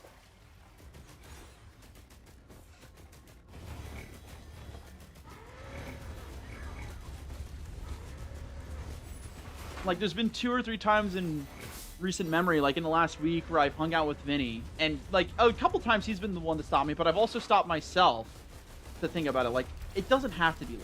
It could be something else. We have a Steam library full of other games. Hell, we can just chill and call and hang out together while playing something else. We don't have to play the same game. It doesn't have to be the same game. And that's also been helping me play less League. Because I don't usually play League recreationally on my own. I only play it with other people. So when I have other people stop telling me, yes, let's play League, it helps, you know, kind of, like, it's not their job to, like, stop me from being the one to play League, but it helps when I don't have other people enabling those habits. I guess you could say it kind of helps that I don't have other people to play League with, which, you know, I was kind of sad about for a while, but I'm starting to think it's more of an upside than anything. I think, overall, I could just be, like, blazing myself up too much, but I think I've gotten my amount of League games per day on average for the past couple months. I think I've gotten it close to below 2. It might even be below 1, but I'm pretty sure it's at least below 2 at this point. Which some people would listen to hear that and say, man, it's ridiculous. What do you mean? You're still playing more than 1 League game a day? It sounds like you still have a problem with me, and I would agree. But, like, you've got to understand just, like, how much League I'm used to playing. Again, it's not saying it's a good thing or anything, but, like, back in high school, it was not uncommon that part of my routine was just League. It'd be like, okay, I'm going to get home, I'm going to sleep 4.5 hours so I can give another 2 hours to League. So that way, overall, I'll have played, like, 12 or 14 games of League this day. I think I was grinding out, like, a few hundred games of rank just to end up in Silver 2. And that was when I was abusing Alawi. I was very bad at the game back then.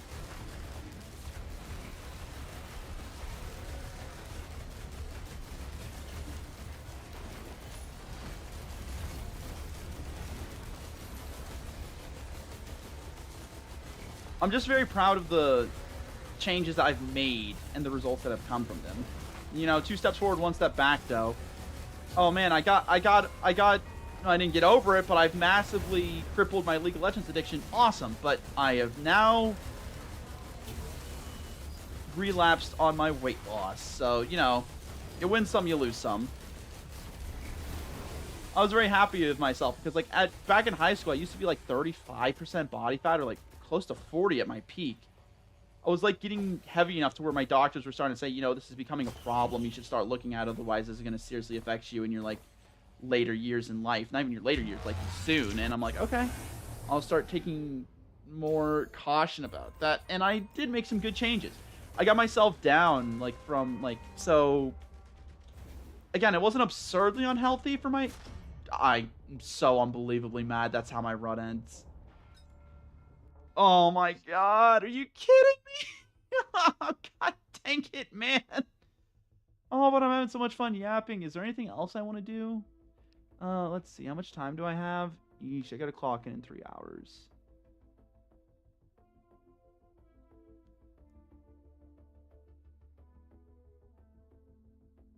Hell, you know what? I'll spend the next chunk of this stream just sketching because it's like... You know what? Give me a second. I'll be right back.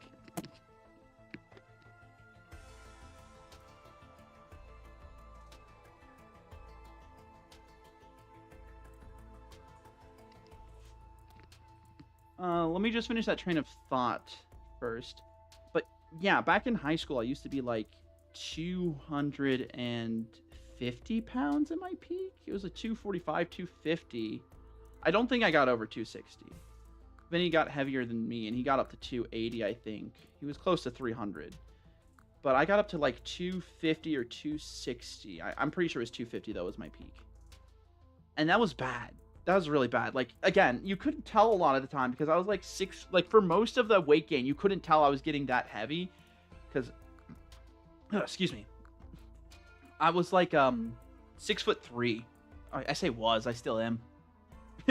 I'm 6'3", so like for a lot of the weight gain, you couldn't tell I was getting that heavy. But if you like looked at my face, be like when I was 100 and not 100, when I was 200 versus when I was 250, there was a huge change. Like even just looking at my face, you could tell I had a really high body fat percentage, and it really started to take a toll on my mental and physical health. Like I cannot stress to you just how, like, because again, I have very recent experience now to go off of. Like I weighed 250 at my peak.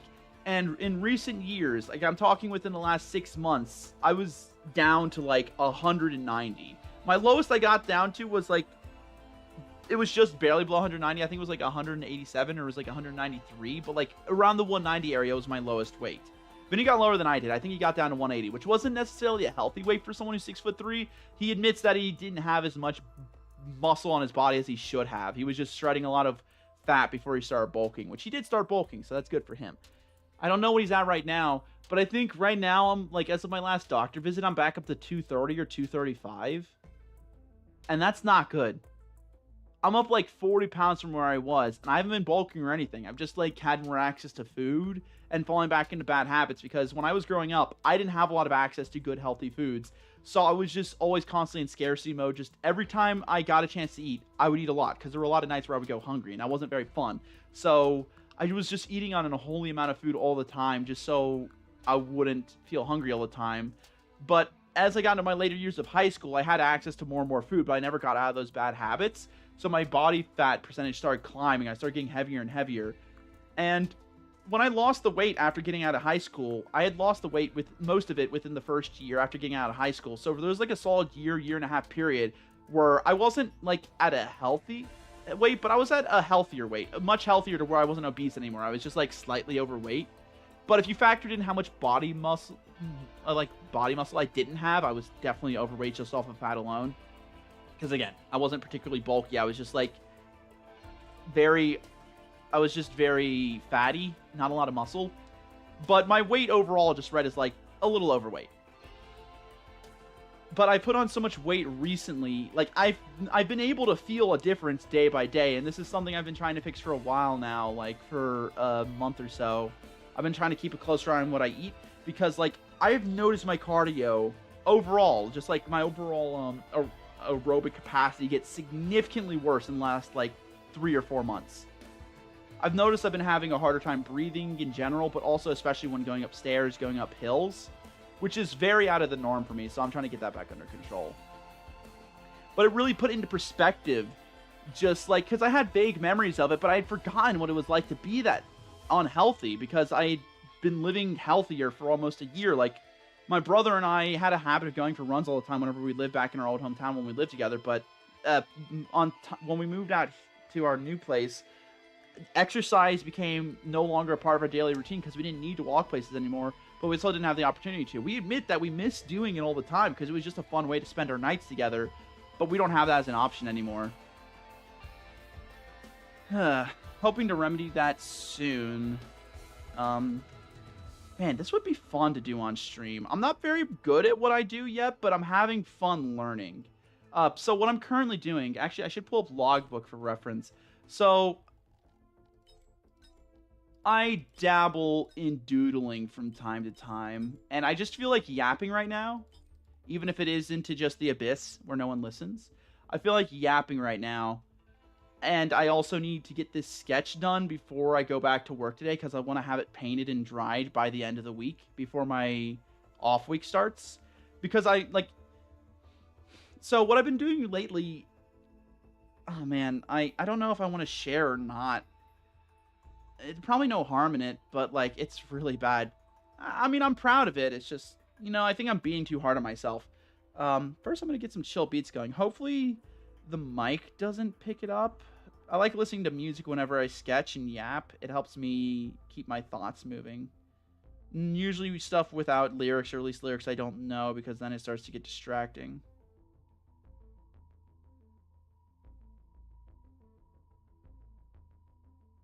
I'll probably be here for like another 50 minutes. Not going to be any more gameplay. So all 0 people watching, if you were here for the gameplay, now's your chance to leave. I'm probably going to be yapping about my life, lore, and what I've been doing lately. Lore about this game, of course. Let's see. Let's do Entombed by Deftones. It doesn't seem like the mic immediately picks it up, but I guess we'll see as it goes on. Even so, I don't think I'm going to get like my channel taken down for having mic audio barely coming through off my speakers of all places. Oh, but that's off Spotify, man. But I'm not in Discord calls, so I should be fine. I hate that integration where Spotify like automatically closes out any like song you have playing if you speak for too long while in Discord call. It's annoying as hell. Anyways, what I've been doing, so like on and off for like, well, since my later years in high school, I think that's when I first started. I've been doing art, just like little sketches here and there. For those of you that don't know, Vinny seems to think it's just my entire personality, so I'd assume most people would know by now. Sorry about the bile there, the venom, but he's been obnoxious about it, especially lately. But I am a furry in my free time. I do indulge in the furry arts, and that's one of the first things that got me into doing sketches back in the day. And man, I really feel like I should be sharing what I'm doing now on camera, but I don't really have a way set up to do that. If I start doing this more frequently, maybe I will. Let's see, what am I doodling right now so I can at least give people an idea of what I'm working on. I think I need to get some reference for the stone golem looking this way. So what I've been doing, so back in high school, I was like, it was like middle school actually, I think is when I first started getting into the community, but I was a really big fan of like animation memes and furry art. So I would do sketches from time to time whenever I found the time, but again, with League of Legends eating up all my free time, it became an obsession. It was all I could think about on my free time and my not free time, to where I would rarely think about art. But whenever I did have quiet moments where I couldn't play League, and I didn't feel compelled to do anything else, art was the thing I frequently liked to indulge myself in. But, again, I say frequently, I probably only have, like, 30 or 50 hours doing art total in my lifetime. And I'm probably still overestimating. It's hard to keep track on hours on a thing like that, but I'm not very technically skilled. I like to think I've gotten better. I know, like, basic deconstruction, and I'm starting to tackle perspective better.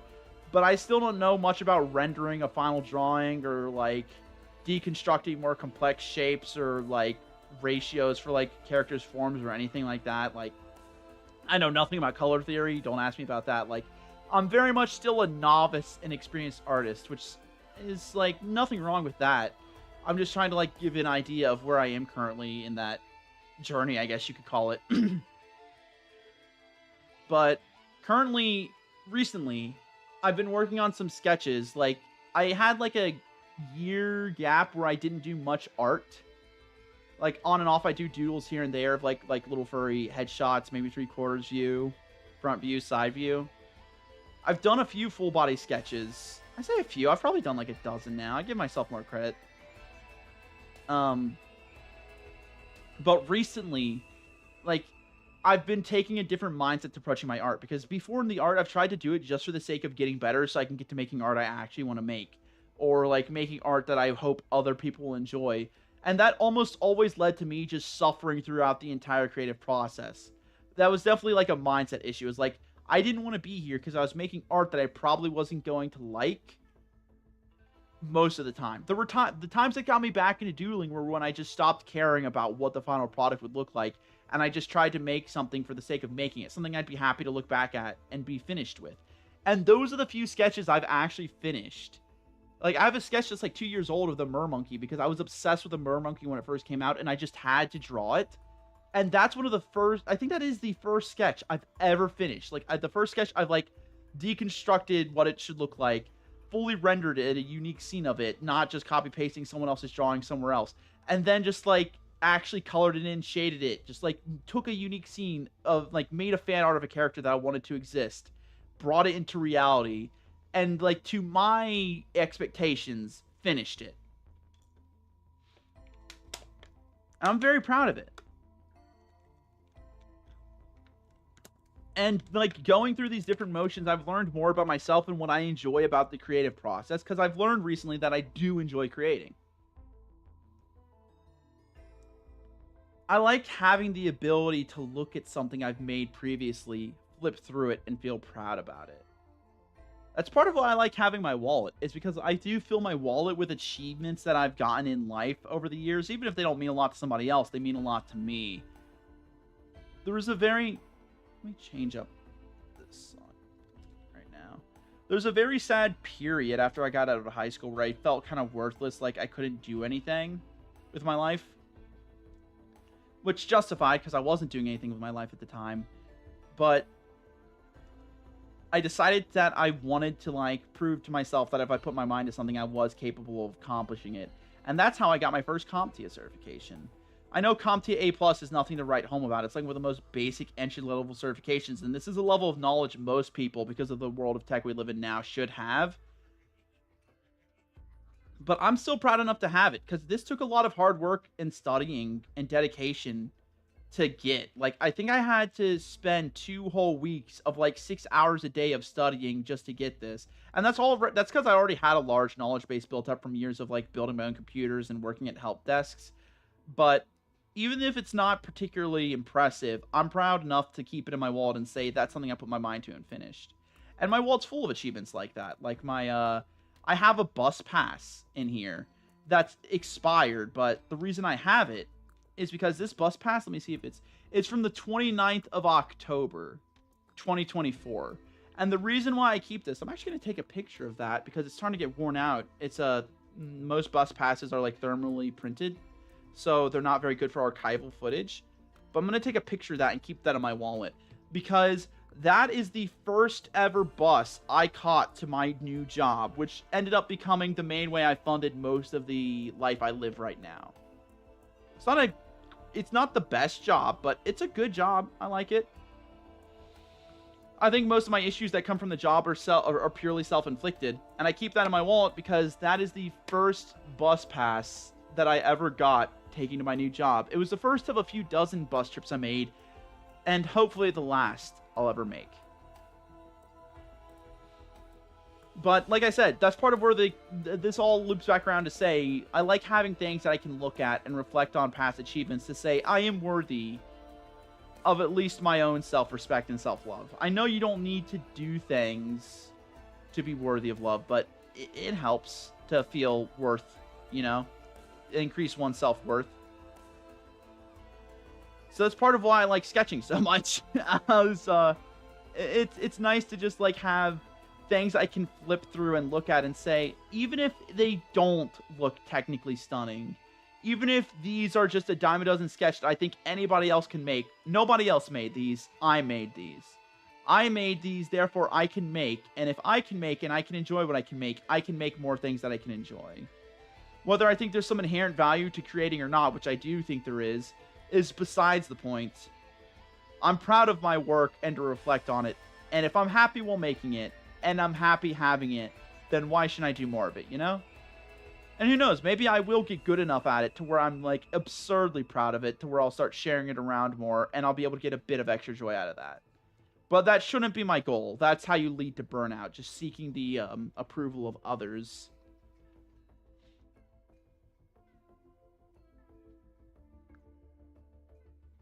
Can't please everyone, so, you know, why not try to please the one person that matters? Yourself. So, I'm working on a sketch right now. The last 2 sketches I worked on were... If I can flip back here. Well, the first one I did, this one I'm really proud of. Like, I'm surprised how well it turned out. There's some parts where you can see where I was like... So, what my sketches primarily are is the most recent ones I've been finishing. I finished 3 so far. They're fan arts of the creatures from Risk of Rain. First one I did was this stone golem right here. I just like I did a front-facing render of him just standing exactly like this. I wanted to sketch it as best as I could. I sketched out like the basic geometry of his limbs, where they're placed, and then like the actual cuts in them, the way the stone is hewn, and then I colored those in with different shades of gray watercolor paint. And like I said, for this being my first finished watercolor painting, I'm really, really proud of how it turned out. So then after that, I was having so much fun because, like, this all started when I started playing Risk of Rain again recently. The streams weren't the first times I played it, but that's when I noticed I was going to be playing a lot of it anyways. That's where I started archiving most of it. I started, like, capturing more of my enjoyment out of it in more watercolor paints. Again, these aren't all I've done. My voice is going to get a little faint for a second here. Just bear with me.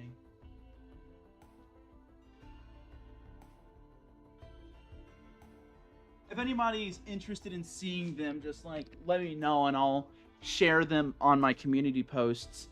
But until anyone does, I'm probably just going to keep these to myself. But, yeah, so I was just doing those sketches because I was so obsessed with this game, and like fan art is like the main way I get my obsession for this game out. Oh my god, I forgot about this. These aren't actually the first ever one I actually did. I forgot. One of the most influential and impactful times I've ever had playing this game was on the sprite fields. It was just such a serene but stunning landscape. I had to draw it. I did a very, very basic landscape drawing of this, but I'm still happy with it. I'm so happy to look at it. I can look at it and see that it's bad, but I'm proud of myself for making that. You can see how much I learn as I go through each of these sketches, because I start learning, like, I think I made this one with a mixture of watercolor and acrylic paints. And then, yeah, I have some other, like, very, very old sketches of the creatures in the game, like... I have the Gup here on the right. It just says no brain cells. And the Lemurian, they are quite goofy shaped. Yeah, they are. I think goofy is the best way I would do it. Wisp, not a talker. And then Child, worst enemy in Risk of Rain 2. That is accurate. As a very funny scribbling man once said about Elder Scrolls 2, we've all tried to kill the children before you are completely normal. Please don't take that out of context. Yeah, so here are the other sketches I was working on. I did a sketch of the Commando, and it shows just how little I understand, or at least my impatience, actually. It's not how much little I understand. It reflects my impatience when it comes to finishing... God, I am so out of touch. I'm using a $100 bill as a bookmark. That's not a flex. I'm just very poor with managing my money. That $100, like, that's like a fourth of the wealth no, not a fourth. That's like a tenth of the wealth I own. And why do I have it in cash? Couldn't tell you. I completely forgot why I got it. So there's just a completely useless piece of paper here sitting on my desk. But I digress. It shows my impatience when doing sketches, because, like, when I do these sketches, I draw something and I'm like, that doesn't look good enough. I'll redraw it again. And I'll do that a few dozen times But sometimes when I'm doing these sketches, I'm really impatient because I like how some other parts of it look so much. I just want to finish it already and start coloring it in. That I'll just say, okay, you know what? That's good enough. It reads and move on. Because, like, if you take a look at my earlier sketches, like the one where I did of the the mermonkey, I was so obsessed with getting the hand right. I'm still very proud of how it turned out. There's like a front-facing hand that has outstretched towards the camera, and I learned this cool trick by looking at a furry vor artist online. Ignore how outlandish that sounds, please. Just bear with me. To do internals, they would use sticky notes to like do real-time layering on drawings. I've never heard of that before. Again, I'm very new to like art in general, so like these are probably very common tricks that people have done before. But like to do edits on their art, especially for internals, they would just like put a sticky note over their drawing and then redraw the parts of it that already exist there and just draw new parts in that they wanted. So I'm like, that's genius. I can't get this hand right in this one area on my sketch. The rest of my sketch looks great, but the hand was the part I waited till the end to finish because, like, I did the basic outlines for the limb itself, but doing the hand itself, I was redrawing it so much time, it was tearing up the paper and leaving a whole bunch of smudges, so I stopped halfway through doing it because I'm like, if I only get, like, 1 or 2 more tries at this before the paper is illegible and I ruin the whole sketch. So what I did is I, like, took a note card, put it over it, and I went through, like, 2 or 3 note cards just redrawing it, like, a dozen times until I got it good enough to where I was actually proud of how it looked. I'm like, okay, now I basically just have to copy paste this. And it worked. As someone else I've just recently heard has said, if you use a tool in art to help you get an achieved effect that you're looking for, there are limits to this, I believe. But like you use a ruler, you use a protractor, it's not cheating. You're just using one of the many tools available to you to get what you want. If you use a particular brush in a way that gets what looks really, really like I think I've seen Bob Ross do it sometimes. Like Bob Ross has special techniques with brushes where it makes a lot of detail appear in a small area. It looks like you spent hours working on an area, but you really only did a few strokes. Like I think he does that a lot to add a lot of little trees in areas where it looks like you spent dozens of hours putting in a bunch of little trees. But you obviously don't, because one of like Bob Ross's main like tricks to the art he does is that it's all very quick and it's very efficient, and I like that. And not saying that it has to be efficient, but it allows him to improve very quickly at anything he's working on. That dude can finish an oil painting in like 20 minutes. It was very impressive to watch. I do enjoy watching his stuff from time to time. I think that's currently one of the goals I want to do, actually. I want to start working on oil paintings eventually, but that's like a longer term goal, and that's like, I do think art is going to be a thing I keep coming back to. I don't know if it'll ever become like a dedicated full-time hobby. But I think it's as much a hobby as music is for me at this point, which I've been having fun with lately, but I'm getting very off topic here. I made a few different sketches that I'm very proud of. So aside from those older sketches, the most recent finished sketches that I've been on for the past week, I did the stone golem, sketched him out, painted him. I was very happy with how he turned out. So I said, okay, let's do another.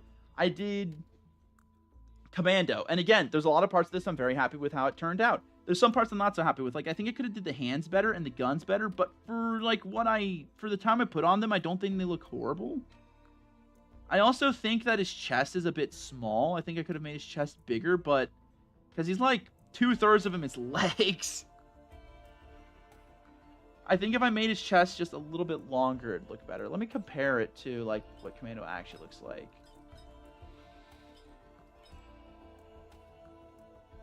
Actually, no, Commando's fairly leggy. Actually, I think I got his proportions pretty darn close. Wait, why is he so leggy? Like, his waist is right here. So at least half his body is leg. Like, you could say half his body is leg, a quarter, maybe a little over a quarter is chest, the rest is head. And that's almost exactly the proportions I have. I think I just didn't, if I stretched his armor down a little bit lower here, but that obviously reads his waist in mine. It just looks like crop topped his chest armor.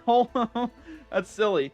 That's part of the issue I was running into, is like, I'm trying to figure out what my style looks like while also trying to nail the styles of like things I'm drawing. Because like the engineer, that's the other sketch I did, he also looks very goofy, but that's just because his proportions look very silly in game. Like, look how bulky his upper body is, then look at his legs. This dude skips leg day. Either that, or he's wearing ridiculously padded armor. But even then, this dude does not do leg day.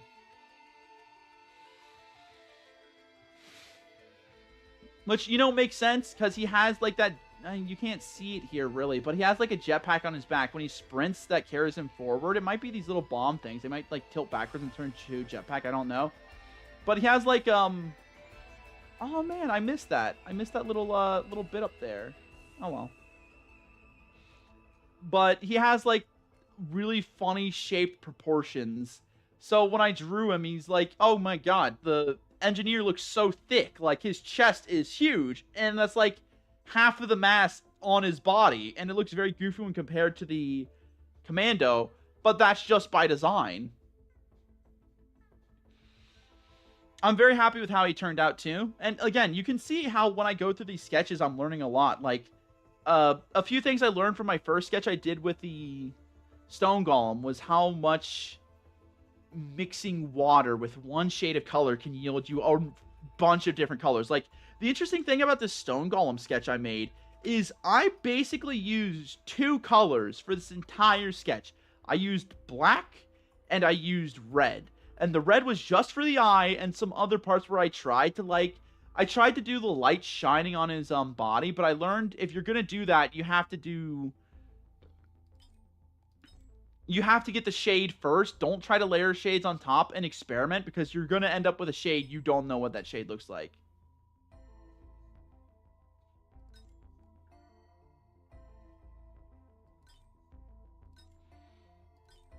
Let's see, where is he? Stone golem, stone golem, stone golem. Yeah, these are the parts I tried to do, so, and it didn't turn out very good. Also, when he spawned in the stage, he had twigs on him. So was that just a stage-specific adornment he had? Interesting.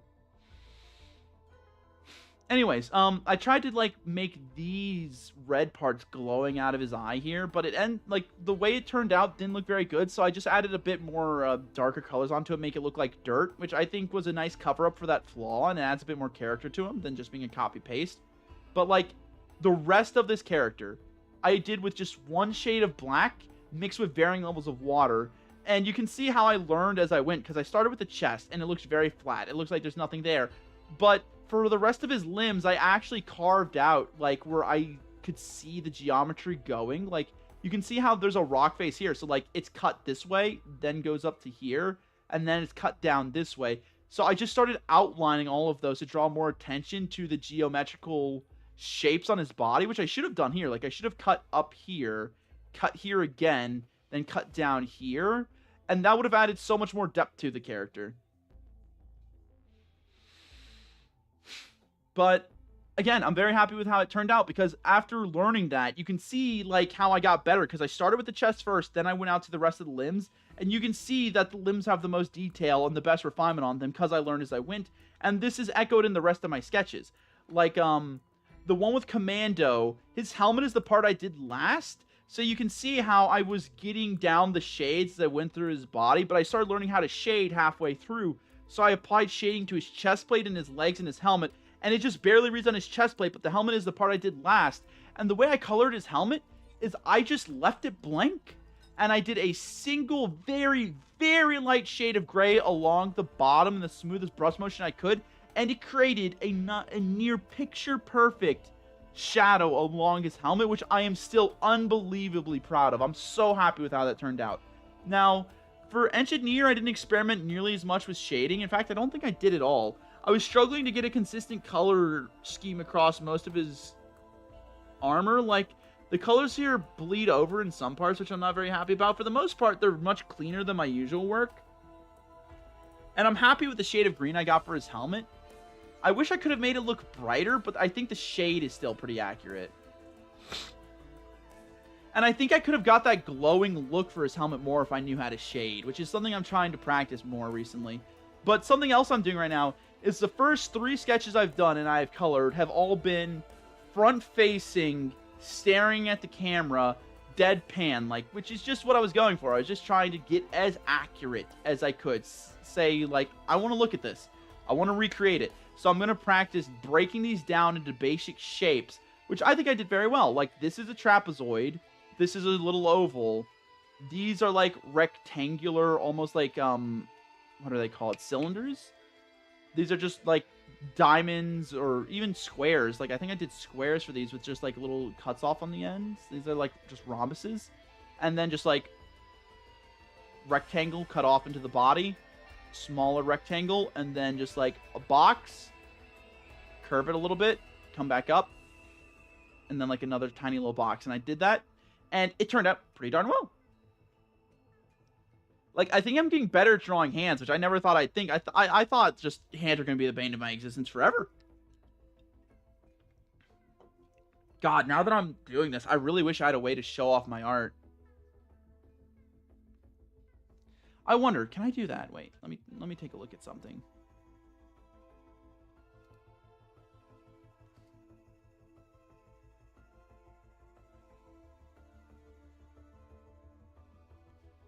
How much do I care about showing my Discord?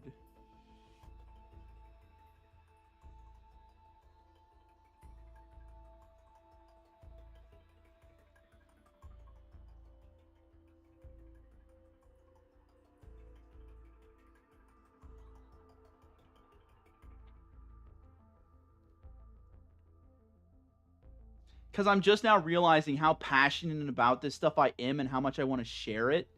I don't think there's anything here that I wouldn't be worried about sharing. As long as I don't, you know, tab into something else. So wait, let me see if I can put my art up here. Again, it's not very good, but it's stuff I'm passionate about and it's stuff I'm proud of. So you know what? To hell with it. I'm going to show it off if I want, and I do want. Let me do this.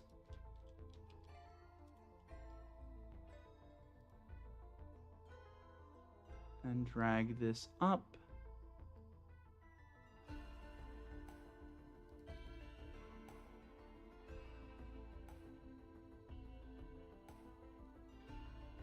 This looks a lot less impressive on the pictures, but it gets the idea across of what I want to share. Grab that, grab that. Dang, there was a big gap in between when I finished my stone golem, wasn't there? Yeah, I think the stone golem and the commando, there was like a 2-week gap. It goes that way. I am probably going to end stream in like half an hour, just a heads up, for all the people not watching. And that sketch I'll share as well.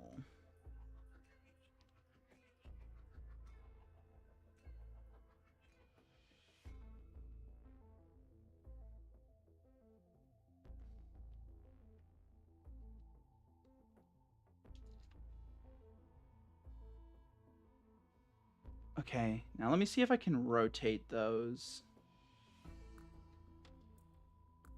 Let me just, like, take that. Can I... Yeah. So we'll take this, edit, and just rotate.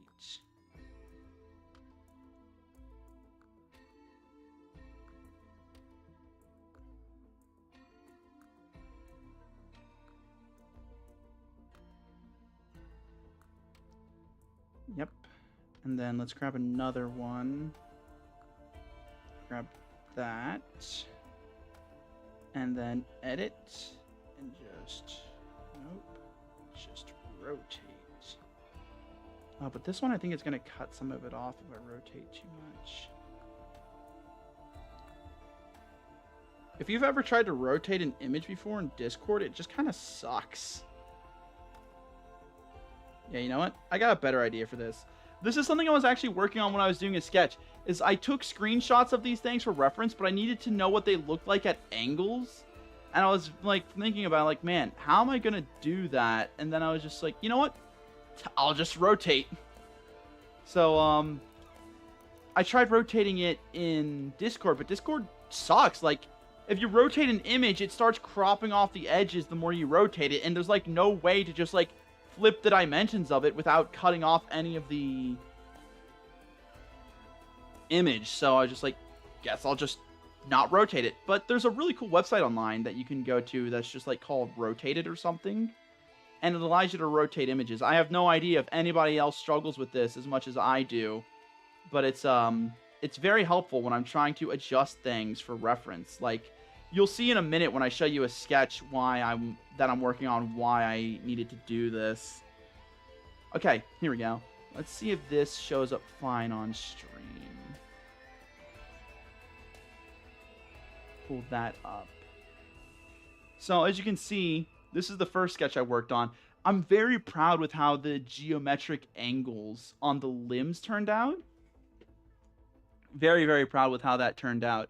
And this is where I was trying to like make the lasers shining off the face of the golem, but of course it didn't work out that well. It turned out just looking like blood more than anything, which, you know, depending on what kind of look you prefer to go for, that's probably pretty accurate to the stone golem. But I'd imagine that blood would be more on his hands than anywhere, since that's what he claps you with. So no go there. So I just made it look more like dirt, which I think was a good cover up. But then this was my next sketch. And this is where I started realizing that there were a bit of limitations to what I was working with, because, like, I think that anybody that's skilled enough with their tools can make great things out of, like, scraps. Like, Tony Stark built this in a cave with scraps. Like, I did this with wait, no, not that. I did this with 2 shades of Crayola water paint. This was all just different variations of black, and then this was just red. This was red on top of the gray, and then this was just red straight up. I like how the eye turned out. But this one, it was getting really hard to mix and remix the colors. For one, because I was doing this all on sketchbook paper. I realized, like, when I was doing the first one, man, I probably have a special type of canvas or paper I should be doing for this, because the paper keeps warping when I paint these. So I did end up remedying that a couple days later. But before then, I started working on this sketch. No, after that, I started working on this sketch. So this is the engineer, which, again, the camera is showing a lot more of the texture of the paper here than actually shows up when you look at it with your eyes, which I'm a little annoyed about, but it does show off a lot of the errors I made. Like, the shade of green is pretty accurate, but I didn't shade it, so it doesn't look like it's glowing. It looks very dull, and it's supposed to be the same shade of green as all these different, like, other, like, glowing points on his body, but down here they get a little dark because the black bled over, and I got really, really thin brushes to use for that. But I think there's just an issue with my technique here that I need to reevaluate, because even with the thinnest of brushes, I still find myself having to be very, very, like, light with taps on it, and I can't really do many strokes because I end up smearing all the paint around. Like, you can see where the green bled over into the black on both sides. And then also, like, you'll notice, like, this, and these are supposed to all be the same shade of purple. But again, because I'm trying to be very mindful not to smear the colors around, I end up just not doing full strokes or even strokes, which is partially technique, but also just fear of doing it wrong, in such a way that I'm not getting, like, an even coat of paint across everything. It's especially noticeable on the brown. Like, on the brown here, you can just see where I'm just, like, layering all the paint weird, and it's not working, and it's, like, it just creates, like, several different shades here, and you can even see where I mess up really bad. Like, these were cleanly drawn circles, but I was layering them so poorly, like, I just crossed over them multiple times to where they don't read as orbs anymore. They read as really misshapen balls. And then, like, the pad on his arm is very dark. But overall, like, I'm very happy with how this turned out. I got a very solid shade of black here that I was happy with, and I wanted to mimic that on these 2 limbs, but I wasn't able to keep it quite as dark. You can see it starts fading over here, it fades more here, then it gets really light over here. And I really messed up shading these. These were supposed to be a slightly darker version of gray than these interiors here. Let me see if I have him pulled up.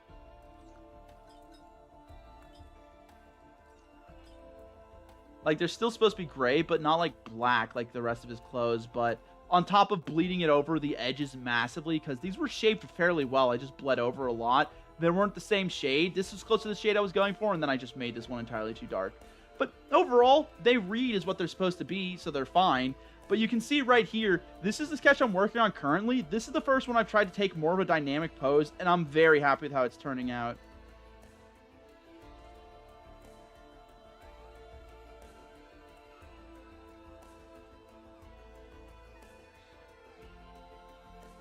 Alrighty, I'll be right back. I'm going to keep yapping. I know no one's watching, but I'm also keen to keep sketching, so just, let me just, BRB.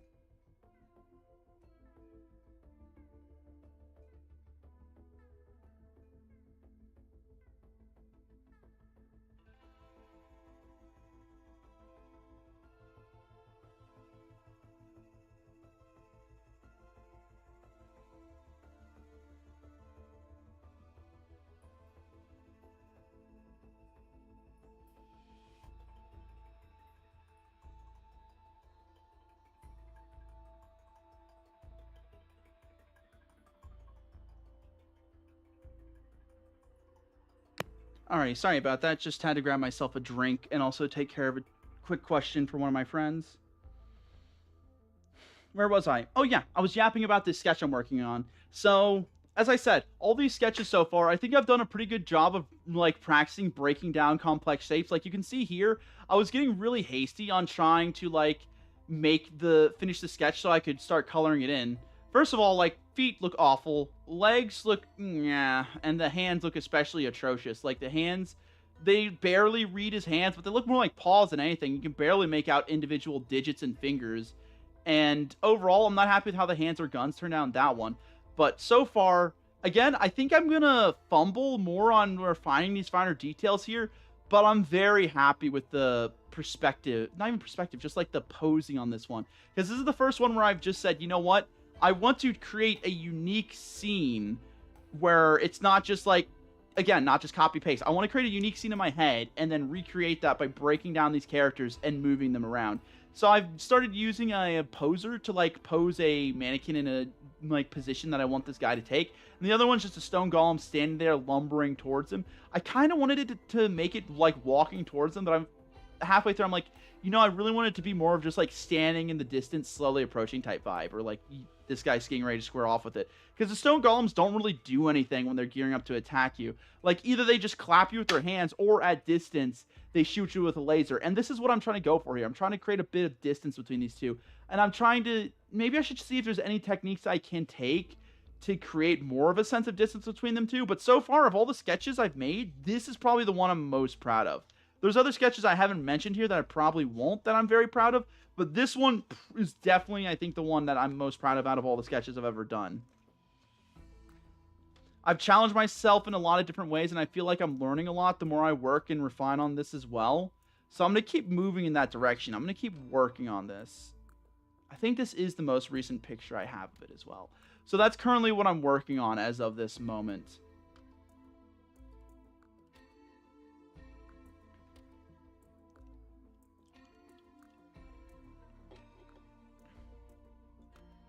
I realize this channel is becoming kind of an everything burger where I just like do whatever I feel like, whenever I feel like. But I think that's going to be the goal of this channel. I don't really crave validation. I don't crave success from it. It'd be nice, but I like having a place where I can just yap into, and if people want to listen, they can. If they want to chat, they can. If they don't want to, they're also free to do that. So, this watercolor sketchbook I got holds the paint much better. I think I'm just struggling to utilize it properly. I think there's a couple issues here. I think I'm using too much water. Like, I'm doing too many layers. Because I don't think I should be needing to do as many layers as I am to get the shades I desire. Because the ones where I use fewer strokes and fewer layers look much better. So I'm going to try to keep that in mind going forward. And also you'll notice the sketch that the first watercolor paints, the two I did, the Commando and the Stone Golem, they're on different paper. Those were not watercolor papers. They were paints.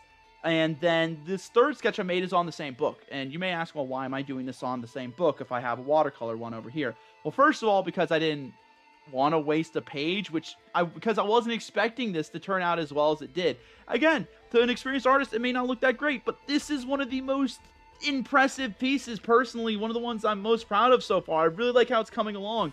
I was expecting this to be a really rough sketch that I would eventually get to a point where I'm like, okay, I made this and I know how to remake it, so I'm basically going to make a better version 2.0 of this on the watercolor painting when I'm happy enough with how the first one looks, and then make a really high, finished piece. Try to make my best finished piece I've done so far.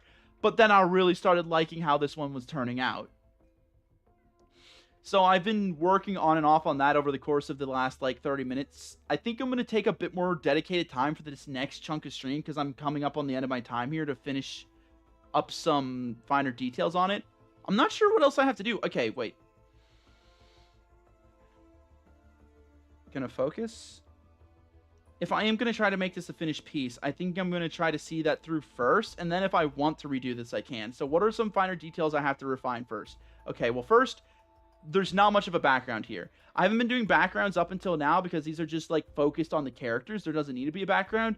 But this one is an action shot. This is a scene where Commando is squaring up to take on a stone golem. I think I have to like go full on practicing everything here. You'll also notice that I tilted the, I think the horizon line is what it's called, to change the perspective on this art here, because I've seen other arts where people have done that I really liked. I don't have it pulled up immediately, so I'm not going to go looking for it. No one needs to see the millions of tabs I have. No one cares. So I saw really interesting art where like someone basically tilted the entire sketch by just tilting this line. So I'm trying to take a lesson out of that, and I'm trying to keep a lot of things that would be parallel to the ground here, parallel with them, like the stone golem and like the feet of the Commando. I'm trying to keep parallel with it as well. I understand they're not going to be perfectly flat, but I'm trying to keep them pretty accurate to it. And the next thing I'm going to do is I'm going to add in a background, I think. And I think by adding in a background, I'll really cement the leaning angle here, the leaning perspective we have on this. So let's take a look at some of the environments and see where I want these two to be fighting at. Honestly, the Risk of Rain art might be a good place to start for this. Let me see if I can find, like, Risk of Rain art. Like, I want to find all the different background art.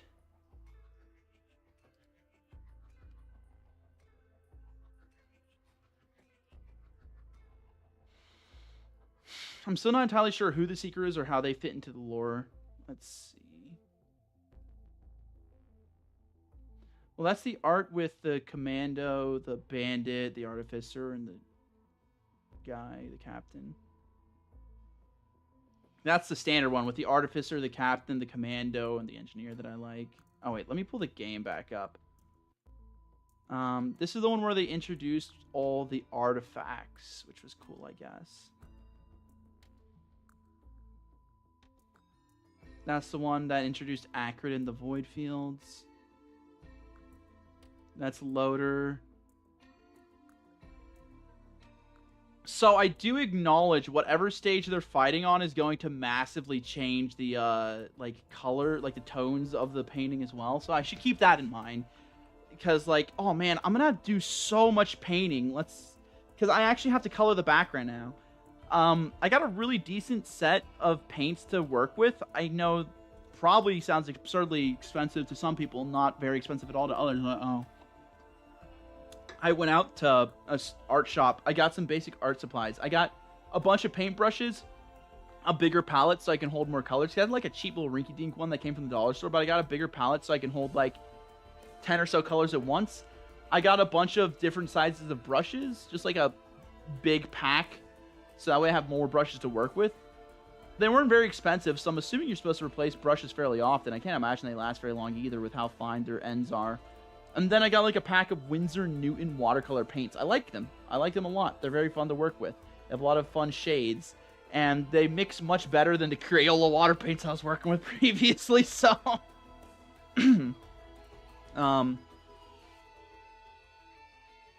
Let's see.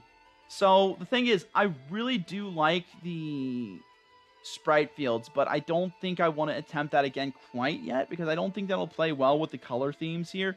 I think going for like just a light blue background, like I think Distant Roost, this doesn't do a good enough job of capturing what it looks like because it's a very blue background. Like I could probably pull this over. This is all the Risk of Rain 2 key art. I don't know what that means. I've seen the other artists, the artist that made all of the art for Risk of Rain, I'm sorry, I don't remember. The like Spotify card art for like, and all the like Seekers of the Storm update, all the stuff that has to do with the False Sun. I've seen that artist's website, and it is fantastic stuff. I love the way they reimagined the story between Mithrix and his brother Providence.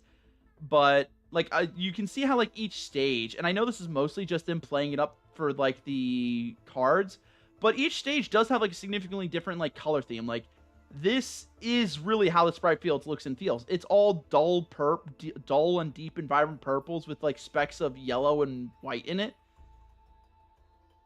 And I don't think that's the background I'm going for here. I don't think it would be very... I do want a lighter toned background. I don't think I want quite white, but I want close to that.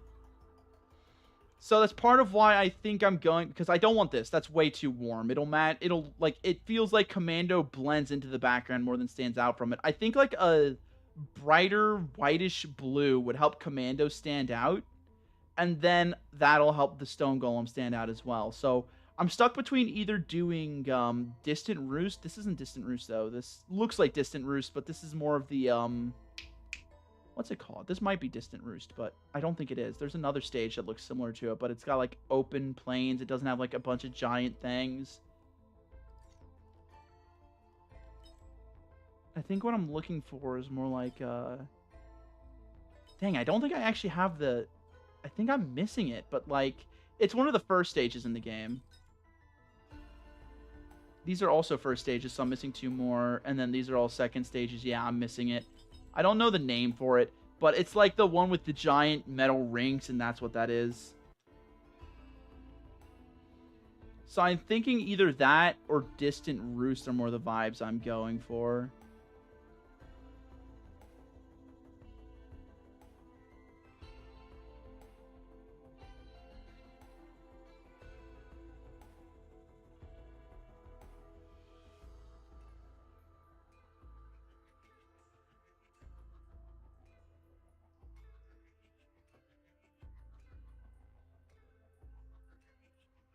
I did see the trailer for this DLC. I'm curious what this is going to be about. I hope that this isn't just them introducing another, like, mythological entity that is existing stronger or beyond Mithrix and Providence. Because when you start introducing that, it kind of takes away the impact they have in the story, at least in my opinion. But maybe we're getting a new survivor? I doubt they'd add another DLC without us getting a new survivor. I hope at least they just have Chris Christodoulou on the project. Anyways, I'm getting a bit off track. Man, it'd be nice if I had the other environment logs, but I think Distant Roost is the one I'm going for. Because, like, if we just take a look at the tone values here in this art, it adds a lot of funky and interesting looking geometry I can put in the background. It gives me a lot of fun stuff to play with that can very much warp the perspective of this. Like, I wonder if I can find, like, if I pull this off my main monitor, just, like, look up Risk of Rain2 Distant Roost.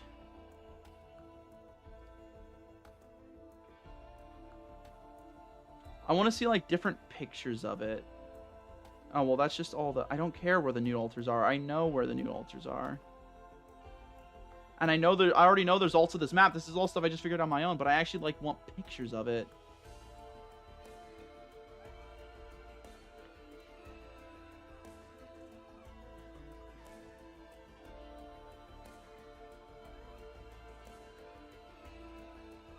I'm going to grab screenshots of it to use for possible reference. Let me put these over in new references. Oh yeah, and just in case you're curious how I break down my art currently, this is what I do. I just, like, first, this is the posing modeler that I used for my first screenshot. So this is kind of the pose I wanted for Commando. I wanted him, like, running with his guns up towards the creature, but this, because, like, that's why I have, like, one of his feet angled up. But this reads more kind of like he's just, like, standing up to him now, which is also still a fine angle. I'm not unhappy with how it turned out, because I realized I ended up bending both legs instead of just one, so it looks like less like he's running and more like he's just, like, starting to squat back and get ready to start fighting, which, again, is also a fine pose. I'm fine with how it turned out. But then, like, I had to figure a way to tilt it, so I could tilt this entire horizon line. And then, okay, I figured out that. Then I did the same thing with Commando and the same thing with Stone Golem, and now we have the two facing off against each other for my reference.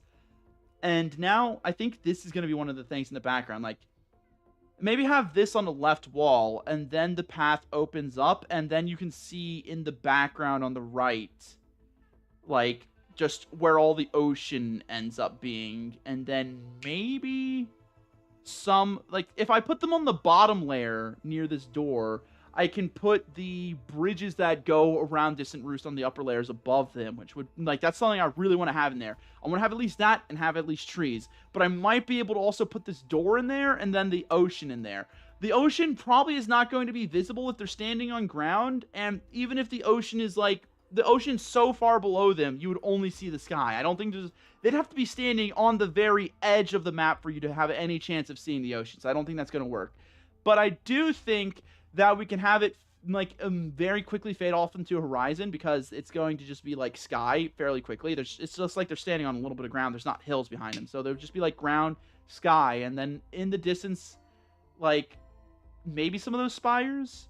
But I primarily don't want to worry too much about that. I want to like have like the birds in the background, a tree, and then the bridges above. Everything else can come organically if I manage to get those. So let me take a look and see if I can find any more reference.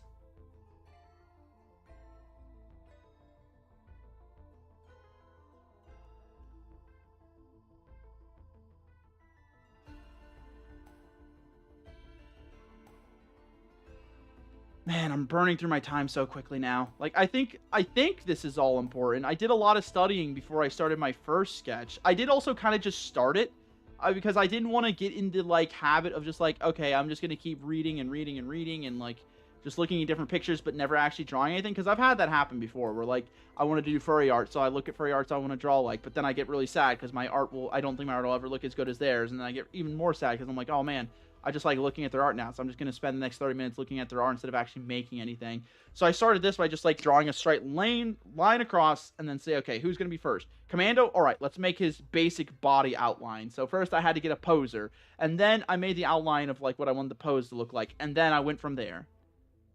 So I definitely just need to keep up the habit of actually making myself make something. Okay, wait. This is a good one to have. I'm tempted to just start up the game and get screenshots myself, because this is just starting to like, okay, no, I think those will be fine. So I have this, and then we have that.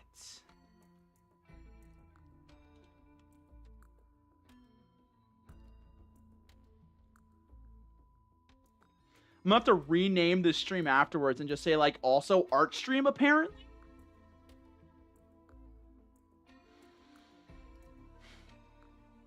Alrighty, let's see. So we have what the trees look like. I'm gonna have to make a whole new page where I just practice drawing trees.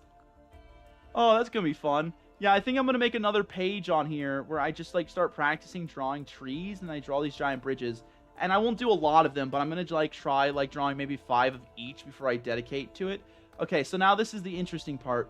How much? Oh, this is where I start getting really fun. Sorry, I got a bit loud there.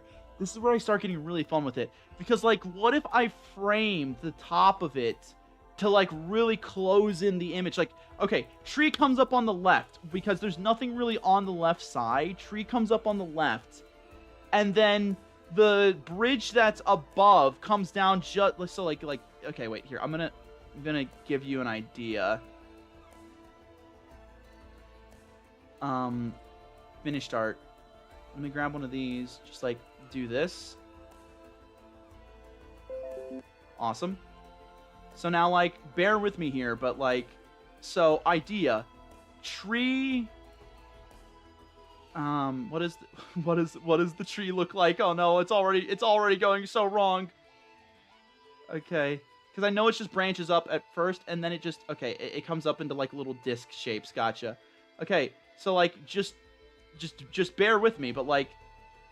Okay, so like, tree.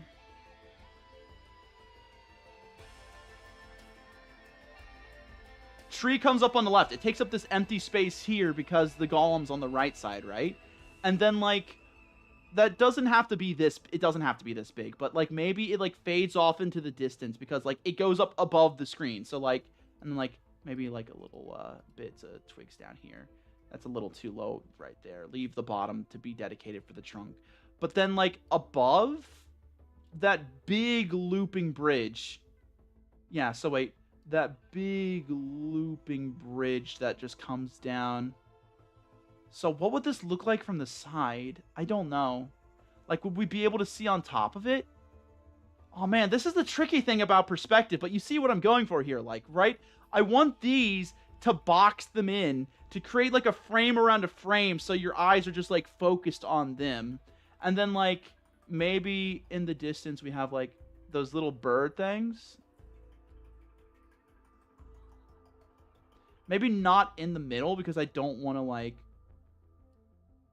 draw too much away from them. But, like, so, like, you see the vision here, though, right? So, like, birds around them, this giant stone hanging arch above them. But, like, now this is the question, because we're looking at the ground up towards them. What would one of these stone arches look like? We have to decide, where is it? How far away is it? How close is it? Like, is it being cut off by the camera? Is this hanging above them? Are we seeing the underside of it? Are we seeing the side of it? Can we see the top of it from this angle? Because, like, we're not just facing these guys from a side view. We're getting, like, a 3/4 view. We're facing simultaneously the side of Commando, but we're facing him from, like, a little bit of a worm's eye view, so to speak. That's one of my favorite tags on E6. Ignore that. And we're also getting the same for the Golem, because, like, if I'm trying to make the Golem look giant and imposing, it would make sense if he looks like this, because we're, like, looking at him from above. So, like, because of how much of the ground we're getting from down here, like, we're looking down up towards them. So, like, what does that mean for that arch? God, I might have to get in the game and actually get, like, sketches of that arch. I'm just, ignore this. I'm just gonna save that concept art for later. This isn't normally how I do things, but I'm experimenting a lot right now. Okay, tits, man. I have to go to work soon, and I really, really don't want to, because I'm having a lot of fun doing art right now. Oh, man. It's fine. It's fine. It's fine. It's probably fine. It's fine. It's fine. It's fine. It's fine. It's fine. Okay. God, I really wish I could just take, like, a week off and just, like, do my own thing. Because, like, I've been having so much fun yapping about all this and also, like, working on it. As much as you could call this work, I haven't even had a chance to practice my instruments yet today. Like, I have had the chance, but this is just stuff I would rather do. But now it's like I'm being forced to choose between doing art and yapping for a couple hours or doing my instruments. I can't do all the things I want to, and it sucks. I don't have time. But let's, like, hop into a quick, like, we're just going to keep spam running single. There's got to be an artifact that lets you choose your stage, right? Probably. But let's, please, please, please, please give me, Distant Roost, let's go! There's no way! Okay, wait. Kill all the things. Kill all the things. I need as much time as I can get to look around, so just, like, kill them all. Okay. Get out of here. I'm getting a lot of dopamine from killing these things, but I need to remember, I'm just like... Okay, wait, don't die. Looks like that. There's hanging moss and vines underneath those things. I'm so much more in love with them. They look so sick. Why didn't they look that sick in the image I just found? What the heck, random screenshotter for the wiki? What are you feeding me? Okay, wait. That also could be a really sick shape. That might be what we go for here. But, like, there's an outline of where it isn't. And then the rest of it is, like, a solid color. But then we should shade it to give it a bit more depth. So, like, put grass on the top. And then maybe make the underneath of it dark. Depends on where the light's coming from. Oh, man. Is shading going to finally be something I attempt to work on? Let's see.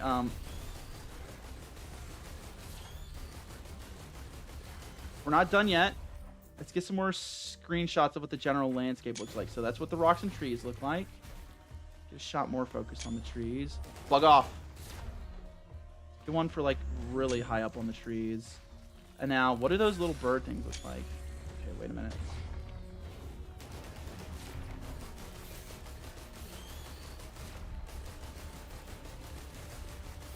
Okay, now let's see.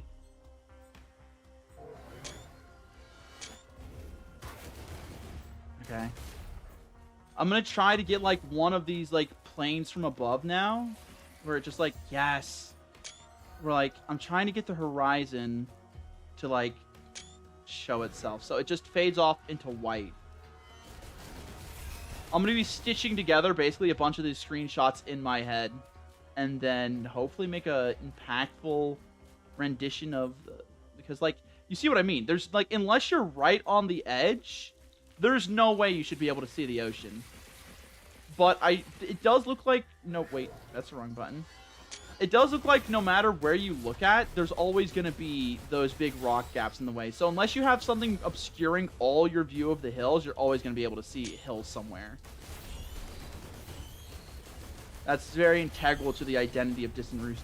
Man, if I could make art good enough to where not only, like, obviously I think I'd have to be kind of trying to not make recognizable characters. Again, I might just be being mean or jaded right now, but I feel like I'd have to be, because of how unique your identities are, like, it'd be different for Genshin Impact, say. Also, I think I'm done here, so, like, I feel like it'd be different for Genshin Impact to, like, because all the characters look the exact same. Crucify me if you want, but that's just the truth. They all look the exact same. You take off their hair and their outfits, and you could not tell the difference from them. But if you did the same for a lot of the characters in Risk of Rain, you would be able to. I can tell you just based off body shape alone who the Artificer is, who the, well, maybe not if I do, like, who the Artificer is, who the Commando is, and who the Void Fiend is. And I could, and Engineer, and Captain. I could tell you just off their body shapes alone who's who. You could give me silhouettes of them, and I could tell you who's who. I could not do the same for Genshin Impact. Now, do I play nearly as much Genshin Impact? No, but I don't think Vinny could either. Because they're all just copy and pasted same bodies. Anyways, let's quit the menu. And I'm going to grab those screenshots and drop them in that chat as well. So let me pull up Steam. Let's go to Library. Like I said, I'm going to have to go very, very soon, probably in the next 10 minutes. But I'm going to keep working on this in my free time. It's just because I'm going to have people coming over. Like, Vinny's going to be getting here soon, so we can get ready for work. But, let's see, can I tab over to Steam now? Yes, I can. And then Control V, tab over again, and just like copy to clipboard, Control V. So I got reference for a few different good things here. I got a few different references of what the birds look like. Well, I keep calling them birds, but like they probably have their own name. What those little critters look like when they flap around. I got what the trees look like from multiple angles. So they just look like your standard garden variety, like pine trees. So it shouldn't be too hard for me to get. I got some more of the basic structures of the land, like there's big boulders everywhere. And then, yes, this is one of the main things I wanted to get. I got the giant arch.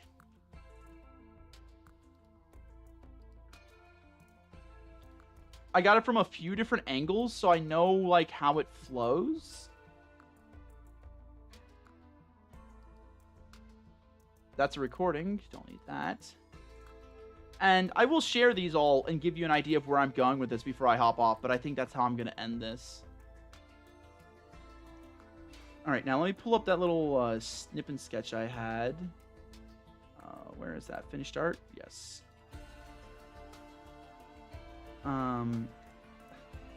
This is probably the worst way I could do this. No, wait, I can't even do it on that anymore because I have to do a new one. Let's do like this again. Pull that up. Keep that on a different tab until I'm ready to use it. New references. So I think the shape I'm going to go for here is this. But maybe push it up a little bit higher so that way it cuts off the top.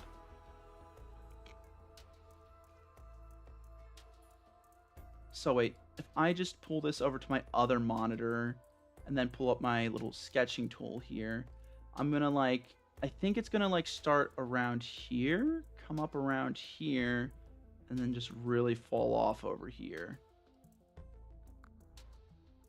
Yeah? Yeah. And then like, it'll come back down around over here. And now keep in mind, this is going to be in the background, so this isn't going to be overlapping the tree. Like the tree is still I'm gonna be doing like a dark blue for that tree because it's like a blackish blue.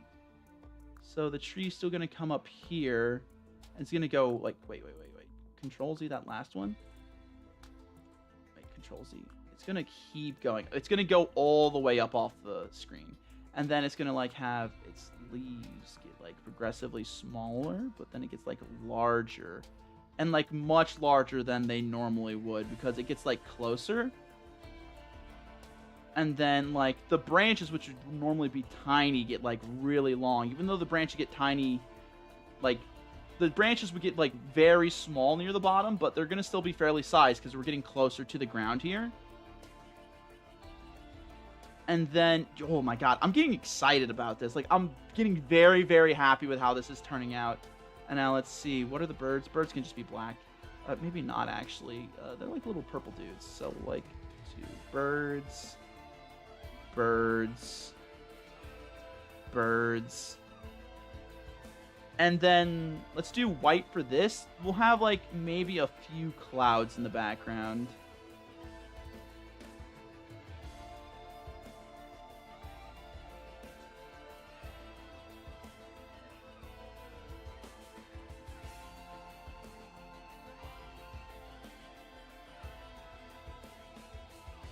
And, like, these clouds are a maybe. You know, but, like, this is what I'm thinking the final sketch will look like. And then, like, maybe we can put boulders around, maybe some pebbles. Yeah, I think just some small, like, pebbles. And then just, like, the grass. Yeah, it's just got regular green glass. So, like, let's do some, maybe some hanging vines from these. And then, like, where it starts to turn into grass up here, we'll start to see, like, some grass up there. Maybe not. Maybe, like, just over here. Just, let's just do like this. That just barely starts to turn into grass, but it looks like we have an underside angle, so maybe not. Maybe we'll just leave this all as blue, varying shades of blue, and gets darker as it goes up towards the top, and it starts getting closer to grass terrain. But then just, like, you know, just, like, I'm trying not to, like, just color all this in because I'm trying to just, like, do concept art. But, like, this is all grass. This is all sky. There's clouds in the background, birds in the background. These are going to be very, very light. I'm going to, like, the clouds are a maybe from me, and I want to do them very transparently because I don't want them to take away from the overall sketch of this. And I'm not doing the perspective on this enough justice. Like, I'm not doing it quite right. But, like, if you just barely squinted it right, you can kind of see how it looks like it's getting further away as it goes up.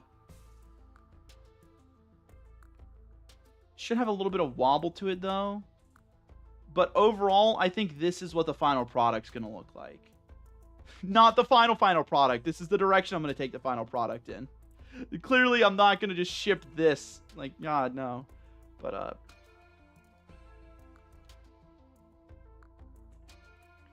I like this. Like, deconstructing the, like, what is that even called? Like, I don't know what it's called. Because, like, this isn't just deconstruction of shapes. Like, this is, like, deconstruction of, like, layout. What is that called? I don't know. Because I just designed the background, the foreground, and, like, I don't even know what the other one's called. But, like, there's, like, 3 layers.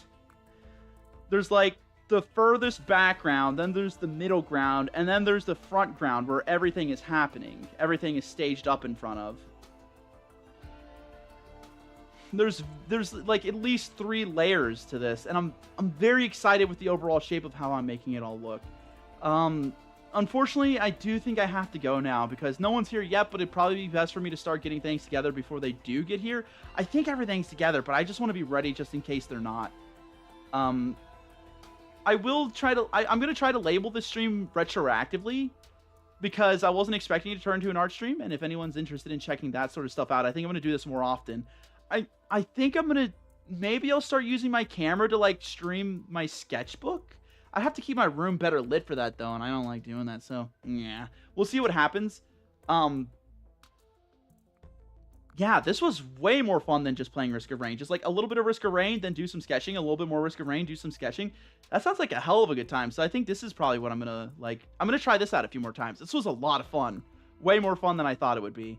I had a lot of fun yapping about some trauma, some lore about me, probably way more than I should have, but, we'll see if this stream stays up or not, but I'm, again, overall happy with how today went.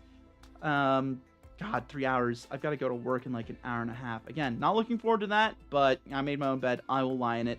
So let's see. Going forward, I probably won't do this again.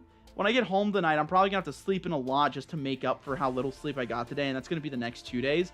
But I do plan on continuing streaming this weekend. If I keep getting the art bug, I might pop in here for like an hour between shifts, 2 hours at the most, to just like stream a little bit. I probably won't do any dedicated Risk of Rain runs, or if I do, I'll most likely do one at the max. I keep saying I probably won't do this, but then I might actually do this. I realize how confusing this all can sound, so I'll say what will happen. I will definitely be back streaming on my weekend. Again, just for clarification, my weekends will be like on Sundays to Wednesdays. Sometimes Sundays to Tuesdays. It's alternating because, you know, shift work.